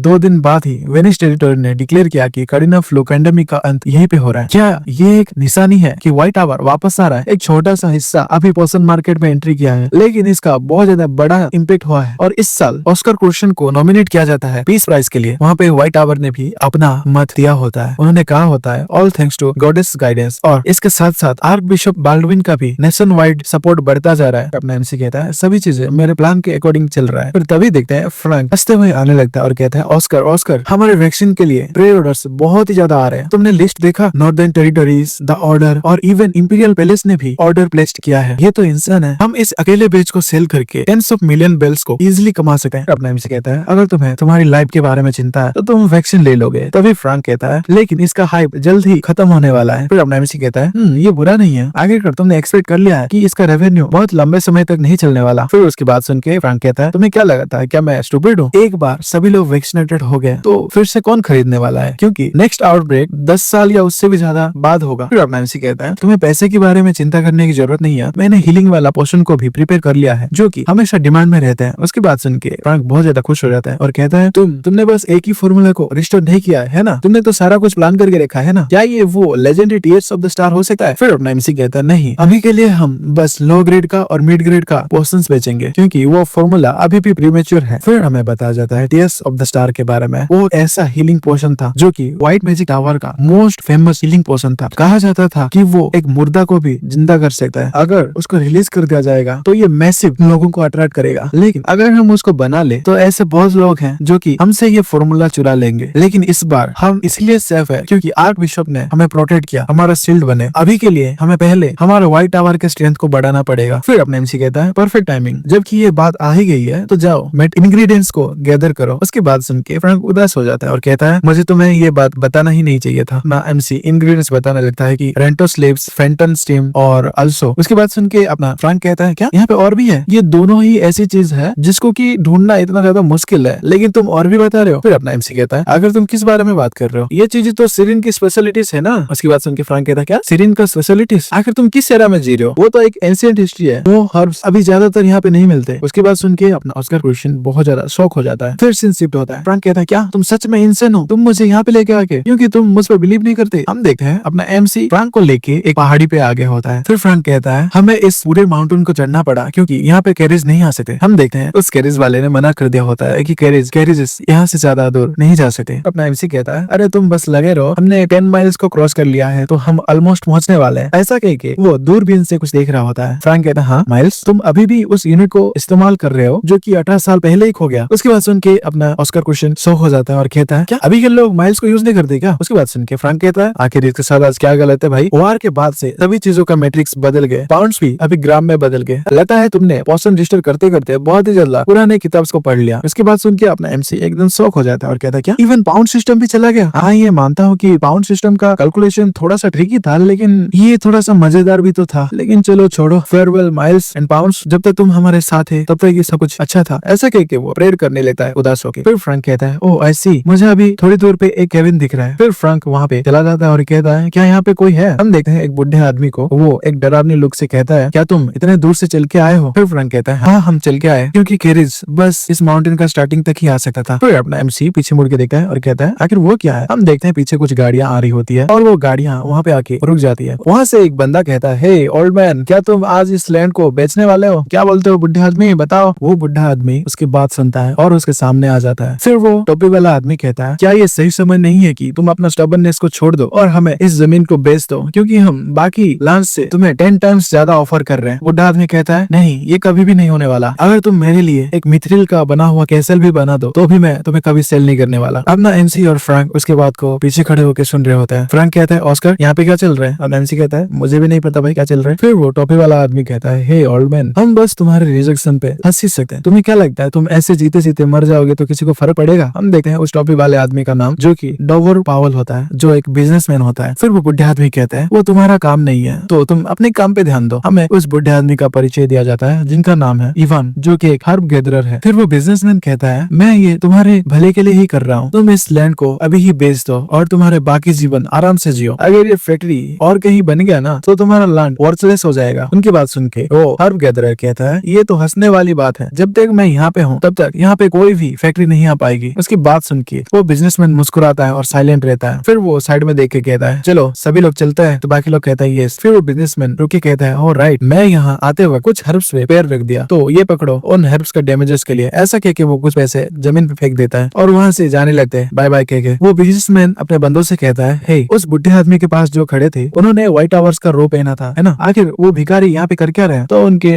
ड्राइवर्स कहते हैं प्रोबेबली वो भी हर्ब्स लेने के लिए आए हैं। वो पंक्स रिसेंटली वैक्सीन बेच के बहुत सारे पैसे कमाए हैं। फिर वो बिजनेसमैन कहता है क्या वैक्सीन पैसा क्या कुछ सिग्निफिकेंट बनाया है क्या उन्होंने? तो वो बॉडीगार्ड एक न्यूज़पेपर को देके कहता है एक्चुअली वो बहुत सारे पैसे बनाए हैं, आप इसको थोड़ा सा देखिए। वो बिजनेसमैन उस न्यूज़पेपर के लेता है और साइलेंटली पढ़ रहा होता है और गुस्से में कहता है हे तुम फकिंग बास्टर्ड, तुम मुझे अभी बता रहे हो ये सब? फिर वो मन में सोच रहा होता है आखिर क्या होगा जब वो ओल्ड मैन व्हाइट टावर को अपने बैकअप के तौर पे ले आए। अगर ऐसा हुआ तो वो सालों तक हमें मना करता रहेगा। नहीं, मैं ऐसे होने नहीं दे सका, मैं बेरली मेरे लोन इंटरेस्ट को चुका रहा हूँ। फिर वो उसके बॉडीगार्ड से कहता है तो बॉडीगार्ड कहते हैं हाँ सर बताइए। फिर वो बिजनेसमैन कहता है तुम्हें वो मर्सिनरी याद है जो हमें कॉन्टेक्ट किए थे? उन लोगों को हायर करो आज रात इमीडिएटली। तो वो बॉडीगार्ड कहते हैं हाँ आखिर हम किस काम के लिए उनको हायर करें? तो वो बिजनेसमैन कहता है आखिर तुम क्या सोच रहे हो, क्या ये ऑब्वियस नहीं है? ऐसा कह के वो उसके सर पे न्यूज़पेपर से मारता है। तो बॉडीगार्ड कहता है लेकिन वो स्टेट का एक ऑफिशियली डेजिग्नेटेड पर्सन है। फिर वो बिजनेसमैन कहता है बस उसको मार दो और ऐसे कवर अप कर देना कि वो डिसअपियर हो गया है। एक बार इसका ऑनर चला गया तो ये लैंड ऑक्शन हो जाएगा तो हम खरीद लेंगे इसको। फिर वो बिजनेसमैन सोचता है हाँ ये गलत तो है लेकिन हमारे पास भी बैकअप है। फिर वो बॉडीगार्ड कहता है आखिर क्या होगा अगर वो व्हाइट टावर के मेजर्स इस हर फील्ड में ही रहे? तो वो बॉस कहता है अगर ऐसा हुआ तो हम उन्हें भी मार देंगे। तो बॉडीगार्ड कहता है अगर इस चीज में ग्रेट आवर्स इन्वॉल्व हो गए तो हमें इसे हैंडल करने के लिए बहुत ज्यादा हार्ड हो जाएगा। और इवन वो बुढ़ा आदमी उसकी बात तो छोड़ो, फिर वो बिजनेसमैन कहता है आखिर क्या गलत हो सकता है, वो 4 ग्रेट आवर्स वो अभी एंशिएंट हिस्ट्री बन के रह गई है और व्हाइट टावर अभी गिर चुका है। फिर सीन शिफ्ट होता है, हम देखते हैं रात का सीन, वहाँ पे फ्रैंक और एमसी बैठा होता है। फ्रैंक कहता है लगता है ये हर्ब गदर बुढ़ा आदमी एक अच्छा इंसान है, उन्होंने हमें यहाँ पे रात रुकने के लिए दिया है और हमें खाना भी दिया है। फिर उसके बाद सुन के अपना एमसी कहता है हाँ। फिर सीन शिफ्ट होता है, हम देखते हैं पास्ट का सीन, वो हर्ब गदर पूछता है अगर तुमने क्या कहा तुम्हारा नाम ऑस्कर और फ्रैंक है ना, ये लेट हो गया है तो आज रात तुम यहाँ पे रुक सकते हो, अगर तुम अभी नीचे जाओगे तो ये तुम्हारे लिए डेंजरस होगा। फिर फ्रैंक कहता है क्या तुम सीरियस हो, क्या हम यहाँ पे रह सकते हैं? तो वो हर्ब गदर कहता है अगर ये व्हाइट टावर के लिए है तो मैं अच्छे से मेरा ड्यूटी निभाऊंगा। एमसी कहता है क्या ड्यूटी, तुम मुझे ये मत कहो। लेकिन तभी फ्रैंक कहता है बाय द वे आखिर वो जो पहले आए थे वो आदमी कौन थे? हम यहाँ पे चल के आए लेकिन वो कमीना यहाँ पे कार लेके आया था। उनकी बात सुन के वो हर्ब गदर कहते हैं उस लुनाटिक का नाम टेफर पावल है, वो लोगों को किडनैप करता है और धमकाता है और वो लोगों को मार भी देता है अगर वो चीज उसके गोल को हेल्प करे तो। ये सब कुछ 3 साल पहले स्टार्ट हुआ। वो कमीना पागल जैसे मेरे आसपास के सभी लैंड्स को खरीदना चालू किया मेरे लैंड को छोड़ के, और बहुत सारे हर्ब गदरर्स सिरिन को छोड़ गए या फिर मिसिंग हो गए और कभी भी वापस नहीं आए। उसकी बात सुन के फ्रैंक डर जाता है और कहता है वो इतना ज्यादा दूर क्यों जा रहा है? तभी वो हर्ब गदर कहता है वो ये प्लान कर रहा है कि वो इस जोन को इस कॉन्टिनेंट का लार्जेस्ट इंडस्ट्रियल जोन बनाएगा। फिर अपना एमसी कहता है आखिर आप उनको रजिस्ट करने में मैनेज कैसे किए? वो हर्ब गदर कहता है वो मुझे टच भी नहीं कर सकता क्योंकि वो चीज उसके लिए डिसएडवांटेज के बराबर है, क्योंकि मैं नेशनली रिकॉग्नाइज किया जाता हूँ एक हर्बल कल्टीवेशन मास्टर के तौर पे। उसके बाद सुन के फ्रैंक कहता है अच्छा तो आप इंपीरियल फैमिली के द्वारा प्रोटेक्टेड है? तो हर्ब गदर कहते हैं हाँ मैंने इसी तरह मैनेज किया है और उनसे बचते रहा है। फिर अपना एमसी कहता है अगर आप इस लैंड को बेच देते हो तो आप एक फॉर्चून बना सकते हो, तो आपने बेचा क्यों नहीं? तो वो हर्ब गदर कहता है तुम एक ऑब्वियस चीज पूछ रहे हो। उसके बाद सुन के अपना एमसी कहता है हाँ। फिर वो हर्ब गदर कहते हैं क्योंकि मैं इस लैंड को पसंद करता हूँ, मेरे जन्म से मेरे फाइनल ब्रेथ तक ये जगह मेरा घर है। फिर सीन शिफ्ट होता है प्रेजेंट में, अपना एमसी कहता है हाँ वो एक अच्छा पर्सन है। फिर फ्रैंक कहता है इवन वो जब एम्बेरसमेंट में घर पे जब भागे गए थे तो वो क्यूट लग रहा था। बाय द वे यहाँ का स्टार्स बहुत ज्यादा चमक रहे हैं, ये मुझे जेलस फील करा रहा है। फिर अपना एमसी कहता है किस बात का जेलस? फिर फ्रैंक कहता है नहीं ये ज्यादा कुछ नहीं है, मैं बस सोच रहा हूँ कि आखिर वो कैसा महसूस होगा कि मैं इस तरह का एक ब्राइट लाइफ को जी सकूं। मेरी बात को तुम जैसा एक जीनियस कभी भी समझ नहीं सकता। फिर अपना एमसी कहता है तुम भी बहुत ज्यादा अमेजिंग हो, तुम्हें पता है? फ्रैंक कहता है थैंक्स, तुम बस ऐसे ही ये बात कर रहे हो। फिर अपना एमसी कहता है नहीं मैं ऐसे ही ये बात नहीं कर रहा, तुम्हें नहीं पता क्या कि मैं जिस चीज को यकीन नहीं करता वो चीज मैं कभी भी नहीं कहता। ऑनेस्टली मुझे भी नहीं पता कि यंग ऑस्कर को सभी लोग प्रॉब्लम चाइल्ड क्यों बुलाते थे। फिर वो फ्रैंक ऊपर देख के कहता है वाह ये तारे तो बहुत ज्यादा प्रिटी है। फिर ऑस्कर सेज कहता है पहले तुम सिरिन के सेंटर से भी स्टार्स को देख सकते थे, अभी का रातें स्ट्रीट लाइट की वजह से बहुत ज्यादा ब्राइट है इसलिए तुम तारों को नहीं देख सकते। जो पहले का इनकॉन्फिडेंस था वो अभी का रोमांटिक जैसा फील होता है। फिर फ्रैंक कहता है कम ऑन ये इतना भी ज्यादा पुराना नहीं है। फिर वो अपने मन में सोचता है ये तो ऐसे बात कर रहा है जैसे कि मेरे से बड़ा है जबकि वो मेरे से छोटा है। फिर फ्रैंक अपने एमसी से कहता है एनीवे क्या सिरिन का हर्ब इंडस्ट्री सच में वापस आ सकता है? फिर अपना एमसी कहता है मुझे नहीं लगता कि ये इम्पॉसिबल है, मुझे श्योर होने के लिए कल सुबह एल्डर इवान से बात करना पड़ेगा, लेकिन तभी उसको कुछ महसूस होता है। फ्रैंक कहता है आखिर क्या गलत है, आखिर तुम इतना ज्यादा टेंशन में क्यों दिख रहे हो, क्या तुमने किसी घोस्ट को देखा? फिर अपना एमसी कहता है नहीं घोस्ट नहीं बल्कि लोगों को देखा, 4 लोग हैं। फिर फ्रैंक कहता है क्या, मुझे तो कुछ फील नहीं हुआ। फिर अपना एमसी मन में सोच रहा होता है इवन तुम जिसके पास डिसेंट माना है जबकि तुम भी इसको डिटेक्ट नहीं कर पाए तो लगता है कि वो कुछ अच्छे इरादे से नहीं आए। फिर अपना एमसी उठ के कहता है फ्रैंक उठ जाओ, लगता है कि यहाँ पे कुछ गेस्ट आए हैं और हमें ग्रीट करना पड़ेगा। हम देखते हैं कोई बंदा जो कि बबल गम खा रहा होता है और स्पीड में आते हुए अपने बाजू वाले से कहता है आखिर सडनली तुम्हारे अंदर क्या घुस गया है? जब मैंने तुम्हें लास्ट टाइम ऑफर किया था उसको मारने के लिए तभी तो तुमने मना कर दिया था, पर डेवर पावल ने भी कहा था कि वो डरता है इसके कॉन्सिक्वेंसेस को हैंडल करने के लिए। फिर हम देखते हैं उसके साइड में एक बुढ़ा आदमी होता है, वो कहता है आखिर इन सब की कौन परवाह करता है, मुझे जो पैसे देता है मैं उसकी बात सुनता हूँ। फिर वो साइड वाला बंदा कहता है ओल्ड मैन नॉर्थ में हमारे ऊपर बाउंड्री लगा है याद है ना, तुम्हें नहीं लगता है कि तुम कुछ ज्यादा कर रहे हो? लेकिन तभी वहाँ पे और एक बंदा आ गया होता है और कहता है अपना बात करना बंद कर दो और तुम वहीं पे चुपचाप खड़े रहो। हम देखते हैं गनमैन जैक्स गैंग, वो लाल वाला बंदा कहता है उन्होंने कहा कि यहाँ पे मेजेस हो सकते हैं। फिर वो बुढ़ा आदमी कहता है हाँ वो व्हाइट टावर के मेजेस है ना, अगर व्हाइट टावर के मेजेस है तो ये हमारे लिए रिलीफ की बात है, अगर ये अदर्स 4 ग्रे टावर होते तो ये हमारे लिए परेशानी की बात होती। उसकी बात सुन के वो ग्रीन वाला कहता है मैं होप करता हूँ कि यहाँ पे बस एक ही मैच हो क्योंकि मुझे एक मैच से फाइट करना है। फिर वो कहता है लीडर क्या मैं अंदर जाऊँ? फिर वो कहता है जल्दी करो, शायद वो बुढ़ा आदमी अभी सो गया होगा। वो लोग चाबी से उसका दरवाजा खोल के अंदर आगे होते हैं। फिर वो ग्रीन वाला कहता है ये तो मेरे लिए ईजिंग था और थोड़ा सा बोरिंग भी था। फिर वो अपने मन में सोचता है क्या यहाँ पे कोई मैजेस नहीं है, इससे तो मैं डिसअपॉइंट हो गया। फिर तभी उसको कुछ महसूस होता है और कहता है तुम सन ऑफ ए, क्योंकि वो साइड में मुड़ता है तो हम देखते हैं अपने एमसी ने एक मैजिक को कास्ट किया होता है और कहता है डैम उसको जल्द ही पता चल गया और ऐसा कहता है और अपना मैजिक कास्ट करता है विंड बुलेट। ऐसा कह के वो विंड बुलेट से उसके सर पे निशाना लगाता है तो वो बंदा वहीं पे मर जाता है। फिर अपना एमसी कहता है विंड बुलेट, हाँ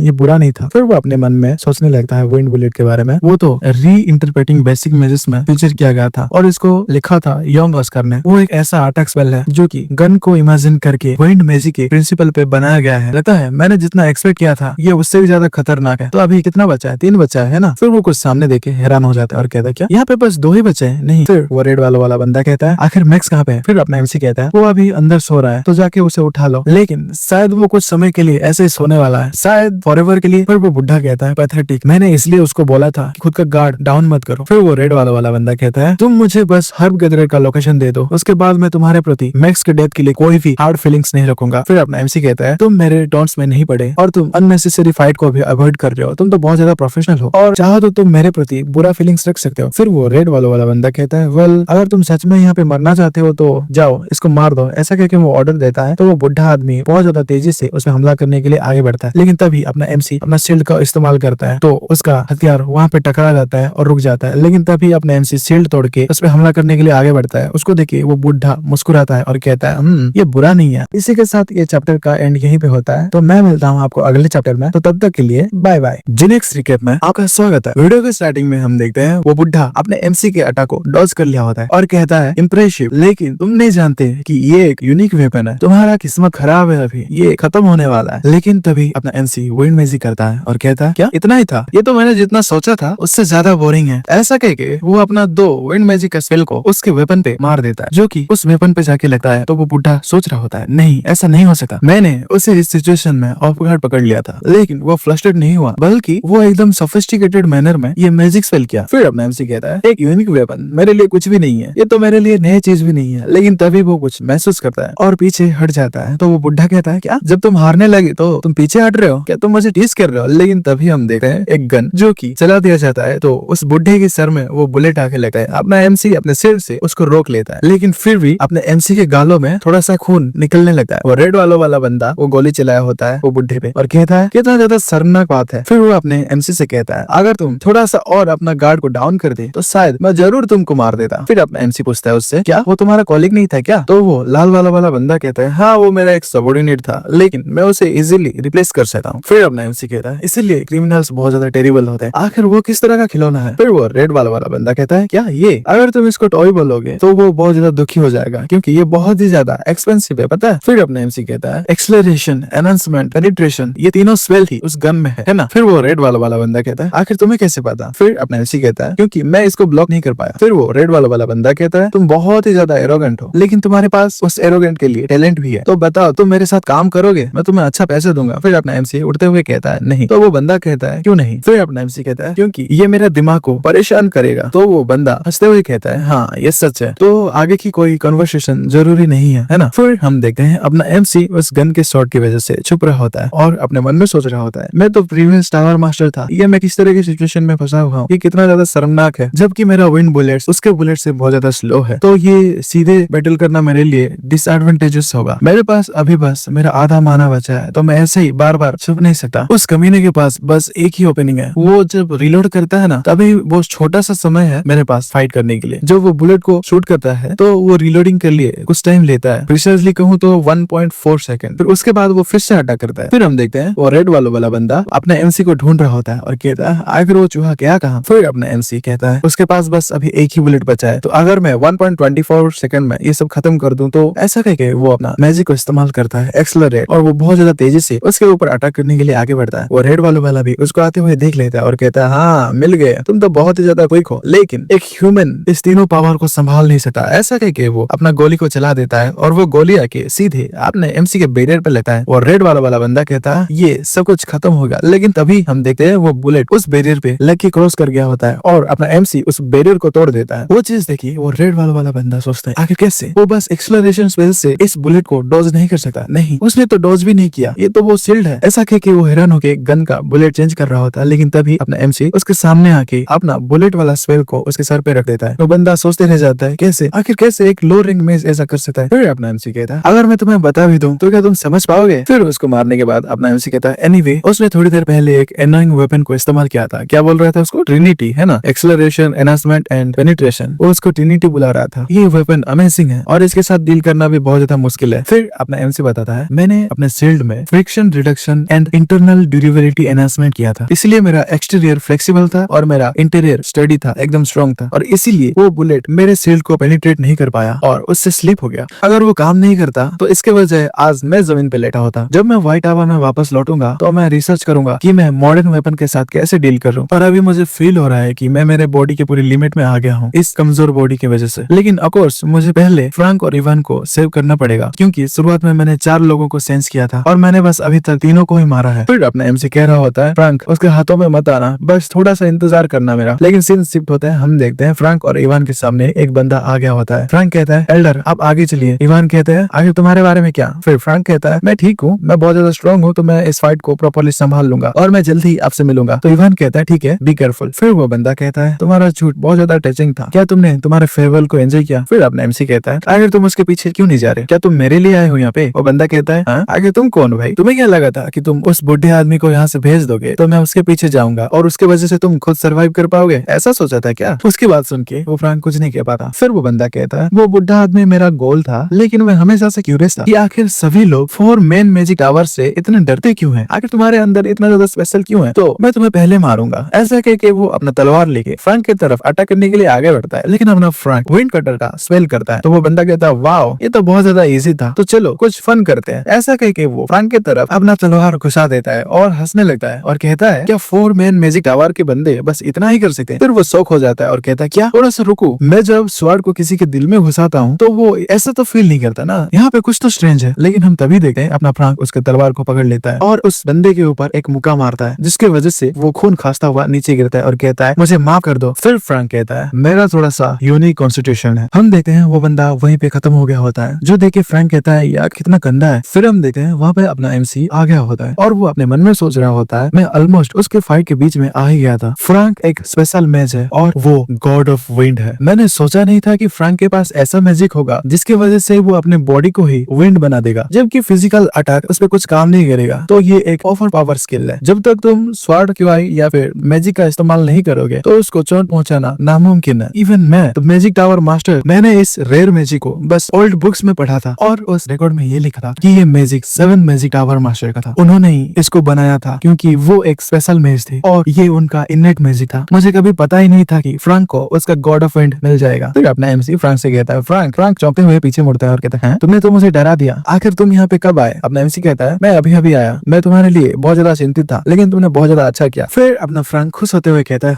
मुझे और भी ज्यादा कहो, जल्दी जल्दी करो, मेरी तारीफ करो। फिर अपना एमसी उससे पूछता है, आखिर तो वो बुढ़ा आदमी इवान को तुमने कहाँ पे छोड़ा है? फिर फ्रैंक को याद आता है और कहता है, हाँ वो बुढ़ा आदमी कहाँ गया? इवान आखिर तुम कहाँ पे हो? जल्दी से यहाँ पे आओ। फिर अपना एमसी अपने मन में सोचता है, ये बंदा अगर मैं उसको अच्छे तरीके से ट्रेन करूँ तो उसके पास ये पोटेंशियल है कि वो dozens of powerful high magics को भी हरा सकता है। फिर अपना एमसी फ्रैंक से कहता है, मैं उसकी एनर्जी को वहाँ पे फील कर सकता हूँ, तो चलो वहाँ पे चलते हैं। फिर सीन शिफ्ट होता है, हम देखते हैं हर्ब गैदरर इवान के घर। वो कहता है, तुम्हारा शुक्रिया। ऐसे कह के वो फ्रैंक से गले लग जाते हैं और कहते हैं, तुम्हारा शुक्रिया, सीरियसली तुम्हारा बहुत बहुत शुक्रिया, अगर ये तुम्हारे वजह से नहीं होता तो मैं आज का सूरज नहीं देख पाता। फिर फ्रैंक कहता है, आखिर मैंने क्या किया? ये सब तो बस इसी ने किया है। फिर अपना एमसी कहते हैं, नहीं, मैंने एक स्वॉर्डमैन को मिस कर दिया था। फिर अपना एमसी कहता है, अगर तुम वहाँ पे नहीं होते तो हमारे लिए बहुत ज्यादा परेशानी की बात होती। ए मकानिश अकुमसन लकुस वेल फैसिलिटीज, ऐसा कह के वो फ्रैंक का पूरा नाम लेता है। जिस बात को सुन के फ्रैंक शर्माने लगता है। फिर कहता है, ओह ऐसा है, एनीवे अब सब कुछ खत्म हो गया है। फिर बुढ़ा कहता है, नॉट एग्जैक्टली, वो इस तरह का कमीना है जो कि आसानी से गिव अप नहीं करता। अगर ये असोसिनेशन काम नहीं किया तो वो कुछ दूसरा मेथड को ढूंढ लेगा। फिर फ्रैंक कहता है, ओवल या टॉवल कुछ तो नाम था ना उसका, क्या वो इस लैंड से इतना ज्यादा ऑब्सेस्ड है? तो वो बुढ़ा आदमी कहता है, ये सिरिन का सबसे ज्यादा बेस्ट लैंड है, ये बड़ा भी है और इसका लोकेशन परफेक्ट भी है। सिरिन के जमीनों का फर्टिलिटी लास्ट 8 इयर्स में बहुत ज्यादा डिक्लाइन हो गया है। वो वेस्टर्न रीजन्स के मैजिक इंजीनियरिंग प्रोडक्शन फैक्ट्रीज की वजह से है। वो लोग अपने वेस्ट वाटर एंड पॉल्यूशन को हमेशा बोलोफ रिवर में मिला देते हैं। इवन अगर वो इस एरिया के क्लोज में भी कोई फैक्ट्रीज को बनाए तो भी मेरा यहाँ पे रहना पॉइंटलेस होगा, क्योंकि सिरिन का लैंड्स कभी भी फर्टिलिटी को रिकवर नहीं कर पाएंगे और मेरे पास इतनी एनर्जी नहीं रहेगी कि मैं हर्ब्स को ग्रो कर सकूं। ये बात सुन के अपना एमसी साइलेंट रहता है। फिर वो हर्ब गैदरर से कहते हैं, एल्डर क्या मैं आपसे कुछ पूछ सकता हूँ? तो वो कहते हैं, हाँ पूछो। फिर अपना एमसी उनसे पूछता है, आप व्हाइट टावर के लिए जो लॉयल्टी की बात कर रहे थे कल, क्या वो 4th magic tower master Reynold यूसी से रिलेटेड है? फिर वो हर्ब गार्डनर थोड़ा सा शॉक हो गया, कहता है, क्या तुम्हें इसके बारे में पता है? फिर फ्रैंक पूछता है, आखिर वो क्या है? फिर अपना एमसी कहता है वो पास्ट के हर्बलिस्ट के बारे में एक स्टोरी है। बहुत पहले हर्बलिस्ट को एक अलग नजरों से देखा जाता था और कुछ लोग तो उन्हें विचेस भी कहते थे, क्योंकि ज्यादा लोगों को पता नहीं था कि वो कौन सा हर्ब्स को ले रहे हैं और वो उनको बॉइल्ड कर देते और उनको वो बेच देते थे। तो हर्बलिस्ट लोगों की नजरों को अवॉइड करने लगे और एक नोमाड लाइफ जीने लगे। देन एक सेवियर जो उनको अपने अंदर लिया वो अपीयर हो गया और वो अपने इंसाइट के लिए बहुत ज्यादा फेमस था और वो था the white towers master, fourth tower master रिनोल्ड एयूस। फोर्थ टावर मास्टर कहते हैं सीरिन में आओ, वो इटरनल के लिए तुम्हारा और तुम्हारे डिसेंडेंट्स के लिए घर होगा और वहाँ पे तुम्हें कोई भी नीचा नहीं दिखेगा। ये बात सुन के वो हर्ब गदर कहता है मुझे नहीं लगा था कि वो इतना ज्यादा टचिंग वाली बात करेंगे और मुझे बहुत ज्यादा अच्छा लग रहा है उनके एग्जैक्ट वर्ड को सुनते हुए। फिर अपने एमसी कहता है मैंने बस इसे एक स्टोरी बुक में पढ़ा था। फिर अपने एमसी मन में सोचता है एक्चुअली मैंने एक ओल्ड बुक में पढ़ा था जो कि बस टावर मास्टर को दिया जाता है। फिर वो हर्ब गदर कहता है उसके बाद से सभी हर्बलिस्ट सीरिन में गदर होने लगे और ये हमारे जैसे नोमैड्स के लिए पहली बार था कि हमें एक कोजी होम मिला। फिर फ्रैंक कहता है अच्छा तो वो व्हाइट टावर था। फिर वो हर्ब गदर कहता है व्हाइट टावर ने मेरे एंसेस्टर को घर दिया और उनको जीने की एक राह दिखाई, तो मैं व्हाइट टावर को कैसे छोड़ सकता हूँ। ऐसा बात सुन के अपना एमसी साइलेंट रहता है और उसके सामने झुक जाता है और कहता है इतने ज्यादा लंबे समय तक अपने हार्ड वर्क के लिए आपका बहुत बहुत शुक्रिया और आपसे व्हाइट टावर आपके साथ ही रहेगा। उसके बाद सुनते ही फटाक से हर्ब गदर पूछ लेते हैं क्या तुम्हारे पास कोई मेथड है। फिर फ्रैंक कहता है अगर इंपीरियल फैमिली को पता चलेगा कि उन लोगों ने ह्यूमन कल्चरल एसेट्स पे हाथ लगाया तो वो इमीडिएटली इसके साथ डील करेंगे। फिर वो बुढ़ा कहता है मुझे नहीं पता इंपीरियल फैमिली के पास हमारे लिए टाइम होगा कि नहीं, लेकिन मैं इस जमीन को छोड़ नहीं सकता। इंपीरियल फैमिली का काम प्रिसाइज है लेकिन वो बहुत ज्यादा स्लो है। अगर डेवर फुल स्केल अटैक लॉन्च कर दे उस समय में तो मेरा क्या होगा। फिर अपना एमसी कहता है आपको चिंता करने की जरूरत नहीं है, इस बार इंपीरियल फैमिली लाइट की तरह फास्ट काम करेगी। फिर वो हर्ब गदर कहता है आखिर कैसे। तो अपना एमसी मुस्कुराता है और कहता है क्योंकि आज ही वो दिन है जब मैं कार्डिनल फ्लू ट्रीटमेंट के लिए इंपीरियल फैमिली के साथ कॉन्ट्रैक्ट को साइन करूंगा। फिर सीन शिफ्ट होता है, हम देखते हैं डेवर पावल के ऑफिस में। वो अपने बॉडीगार्ड से कहता है जल्दी करो, आखिर तुमने हमारे काम को इतना ज्यादा क्यों बिगाड़ा कि हम बैंकरप्ट हो रहे हैं। जब हम यहाँ से भाग जाएंगे तो मैं तुमको नहीं छोड़ूंगा। लेकिन तभी वहाँ पे उनके सामने कुछ गार्ड्स आ जाते हैं और कहता है यहाँ से हिलो मत। और डेवर पावल कहता है आगे क्या चल रहा है यहाँ पे। तो वो बंदा कहता है मैं हूँ senior superintendent walker of imperial ministry of home affairs bureau of national security. उसके बाद सुन के वो डेवर पावल घबराने लगता है और कहता है क्या senior superintendent of the bureau of national security यहाँ पे क्या कर रहे हैं। वो नेशनल सिक्योरिटी का बंदा कहता है आखिर तुम डेवर पावर हो है ना, मैं तुम्हें अटेम्प्ट टू मर्डर केस में अरेस्ट करने आया हूँ और तुमने बहुत ज्यादा ब्लैकमेल, इलीगल प्रॉपर्टी एक्विजिशन और damage to human cultural property ऐसे बहुत कांड किए हैं। जो बात सुन के वो डेवर पावर शौक हो जाता है और कहता है क्या शायद आप लोगों को गलत फहमी हो रही है, मैं एक डिसेंट बिजनेसमैन हूँ। फिर वो नेशनल सिक्योरिटी वाला बंदा कहता है हाँ वो हम संभाल लेंगे, तो तुम अपना मुंह बंद रखो। फिर वो अपने गार्ड्स को कहता है जल्दी से इसे अरेस्ट करो। फिर वो डेवर पावल अपने मन में सोच रहा होता है डैम मैं इस चीज को अकेले हैंडल नहीं कर सकता, अगर मैं उस पर्सन के साथ कॉन्टेक्ट करूँ तो शायद मेरे पास बचने का कोई रास्ता होगा। फिर वो उनसे कहता है मैं आप लोगों के साथ चलूंगा लेकिन मुझे सिगार पीने का थोड़ा सा समय दीजिए। उसकी बात सुन के वो नेशनल सिक्योरिटी वाला बंदा कुछ नहीं कहता। फिर वो अपने बंदों से कहता है उसको हथकड़ी पहनाओ और जल्दी से इसे घसीट के लेके जाओ। लेकिन वो डेवर पावर कहता है हे तुम बहुत बड़ा मिस्टेक कर रहे हो, तुम्हें पता है मेरे पीछे कौन है। वो नेशनल सिक्योरिटी वाला बंदा कहता है मुझे नहीं पता कि तुम्हारे पीछे कौन है लेकिन मेरे पीछे खुद एम्परर खड़े, क्या वो हिज मैजेस्टी से ज्यादा इंपॉर्टेंट है। ये बात सुन के वो डेवर पावल घबराने लगता है और उसको हथकड़ी पहना दिया जाता है। फिर वो नेशनल सिक्योरिटी वाला बंदा कहता है मुझे ये सिगार दो। फिर वो उस सिगार को पीते हुए कहता है क्रिमिनल बास्टर्स का तो अच्छा टेस्ट है। फिर उसके साइड वाला बंदा कहता है सीनियर सुपरिटेंडेंट मेरे पास आपके लिए एक सवाल है। तो वो नेशनल सिक्योरिटी वाला बंदा कहता है आखिर क्या है। तो वो बंदा पूछता है आखिर ऐसा व्यक्ति कौन है जो कि हमें एक दिन में यहाँ पे लेके आया, ये हमारे लिए पहली बार था है ना। तो वो सीनियर सुपरिटेंडेंट कहते हैं ये ऊपर से ऑर्डर आया था। तो वो बंदा पूछता है क्या ऊपर से। तो सीनियर सुपरिटेंडेंट कहता है हाँ तुम्हें पता है ना कि हमारे एम्परर व्हाइट टावर को कितना पसंद करते हैं। तो वो बंदा कहता है क्या आपका क्या कहने का मतलब है। तो वो सीनियर सुपरिटेंडेंट कहता है ये बड़ों के बीच का सिचुएशन है। फिर वो सीनियर सुपरिटेंडेंट अपने मन में सोच रहा होता है मुझे नहीं पता कि एम्परर्स उनको इतना ज्यादा पसंद क्यों करते हैं। हाँ उनका पास्ट एक हीरोइक था और पास्ट में उन्होंने बहुत ज्यादा अचीवमेंट्स हासिल किए थे, लेकिन वो 20 साल पहले की बात है। अगर तुम एक पंछी जिसके की पर नहीं है उसको ऊंचाइयों से नीचे गिराओ तो एक ही चीज चेंज होगा और वो है उसके गिरने का स्पीड। अगर मैं ऑब्जेक्टिवली कहूँ तो व्हाइट टावर के पास अभी कोई हक नहीं है कि वो इस तरह का ट्रीटमेंट डिजर्व करे। लेकिन फिर वो पूछता है अपने सबऑर्डिनेट से डोलन आखिर तुम कितने साल के हो। तो वो बंदा कहता है मैं अभी 23 का हूँ। देन 20 साल पहले तुम 3 साल के थे और तभी मैं 12 साल का था। फिर वो सीनियर सुपरिटेंडेंट अपने मन में सोच रहा होता है उस समय ह्यूमंस को ट्रू फ्रीडम मिला था डीमंस के अगेंस्ट वार करने के बाद, तभी व्हाइट टावर का एग्जिस्टेंस बहुत ही ज्यादा खतरनाक था। फिर सीन प्रेजेंट में आता है। फिर सुपरिटेंडेंट कहता है हायर अप्स अभी भी उस पल को याद करते हैं और वो उनसे एक्सपेक्टेशन को छोड़ नहीं पा रहे। फिर वो बंदा अपने सबऑर्डिनेट से कहता है चलो चलते हैं, हमें और भी एक जगह जाना है। तो वो सबऑर्डिनेट कहता है क्या मुझे लगा कि हमारा काम खत्म हो गया। फिर वो सुपरिटेंडेंट कहता है नहीं अभी तक तो नहीं। तो वो सबऑर्डिनेट पूछता पूछता है आखिर हम कहाँ पे जाने वाले हैं। फिर वो सुपरिटेंडेंट अपने सबऑर्डिनेट्स को ऑर्डर देके कहता है बाकी सारी चीजें तुम संभाल लो, अभी हम वेस्ट में जा रहे हैं, हम एक ऑर्डर को इश्यू करने जा रहे हैं बिलोफ रिवर के आसपास के फैक्ट्रीज के लिए ताकि वो इलीगली अपने पोल्यूशंस को उस नदी में मत फेंके। फिर वो सुपरिटेंडेंट अपने मन में सोच रहा होता है अल्दो मैंने इस चीज को अपने स्केड्यूल में ऐड किया था, इवन इफ मैं तुम्हारे बारे में नहीं जानता ऑस्कर क्रूशन फ्रैंक साइरस, लेकिन मैं तुम्हें गंगनम जैक गैंग के साथ डील करने के लिए रिपे जरूर करूंगा। फिर हम देखते हैं उसका सबऑर्डिनेट कहता है क्या हम जाते हुए कुछ फूड्स को खरीद ले। फिर वो सुपरिटेंडेंट कहता है नहीं, हम उसके बाद खाएंगे। फिर सीन शिफ्ट होता है, हम देखते हैं अपना एमसी और फ्रैंक पूछता है ये सब कुछ खत्म हो गया है, आखिर हम इसके बाद क्या करें, क्या तुम मेरे साथ पीने चलोगे। फिर अपना एमसी कहता है नहीं, मैं अभी टावर मास्टर को ये रिपोर्ट करने के लिए जाऊंगा, क्या मेरे साथ आओगे। फिर फ्रैंक टावर मास्टर को देख लेता है और कहता है हम देखते हैं टावर मास्टर पीछे खड़े होते हैं और वो कहता है ऑस्कर फ्रैंक उनको देख के घबराने लगता है और वहाँ से जाते हुए कहता है मुझे अभी कुछ काम है तो बाय बाय। फिर टावर मास्टर वहाँ पे आ जाते हैं और कहता है मुझे लगा कि मैंने फ्रैंक को देखा, क्या मुझे गलतफहमी हो रही है। फिर अपना एमसी कहता है हाँ आप सही हो, वो अभी अर्जेंटली कहीं पे चला गया। फिर टावर मास्टर कहता है आई गेस ये अर्जेंट ही होगा। एनीवे ऑस्कर तुमने इस बार भी बहुत ज्यादा बड़ा चीज को रिजॉल्व कर दिया, मैंने तो तुम्हें यूं ही हवा खाने के लिए भेजा था लेकिन तुमने इतना बड़ा इशू को रिजॉल्व कर दिया। फिर टावर मास्टर कहते हैं चलो मैं रूम में तुम्हारे रिपोर्ट को सुनूंगा। फिर अपना एमसी कहता है ठीक है चलिए। ऐसा कह के वो वहाँ पे रूम में आ जाते हैं। टावर मास्टर साइलेंट होते हैं। फिर अपना एमसी कहता है क्या कुछ गलत है। अपना एमसी मन में सोच रहा होता है ये तो बहुत ज्यादा डिप्रेस लग रहे हैं। फिर टावर मास्टर कहता है क्या तुमने फ्रैंक से कुछ सुना है। फिर अपना एमसी कहता है क्या कुछ गलत हो रहा है क्या। तो टावर मास्टर कहते हैं मैंने साइरस फैमिली से एक मैसेज को रिसीव किया कि वो फ्रैंक को लेके जा रहे हैं। फिर अपना एमसी उनसे कहता है क्या फ्रैंक व्हाइट टावर को छोड़ के जा रहा है, क्या उसने एग्री कर लिया। तो टावर मास्टर कहते हैं मैं श्योर नहीं हूँ, उन्होंने कहा कि उन्होंने फ्रैंक के साथ बात कर लिया है लेकिन मुझे डिटेल्स के बारे में पता नहीं है। उनकी बात सुन के अपना एमसी खामोश हो जाता है और ये वीडियो यही भी खत्म होता है। आपको क्या लगता है क्या फ्रैंक इस टावर को छोड़ के चला जाएगा? ये बात आप मुझे कमेंट्स में बता सकें। तो मैं मिलता हूँ आपको अगले वीडियो में, तब तक के लिए बाय बाय।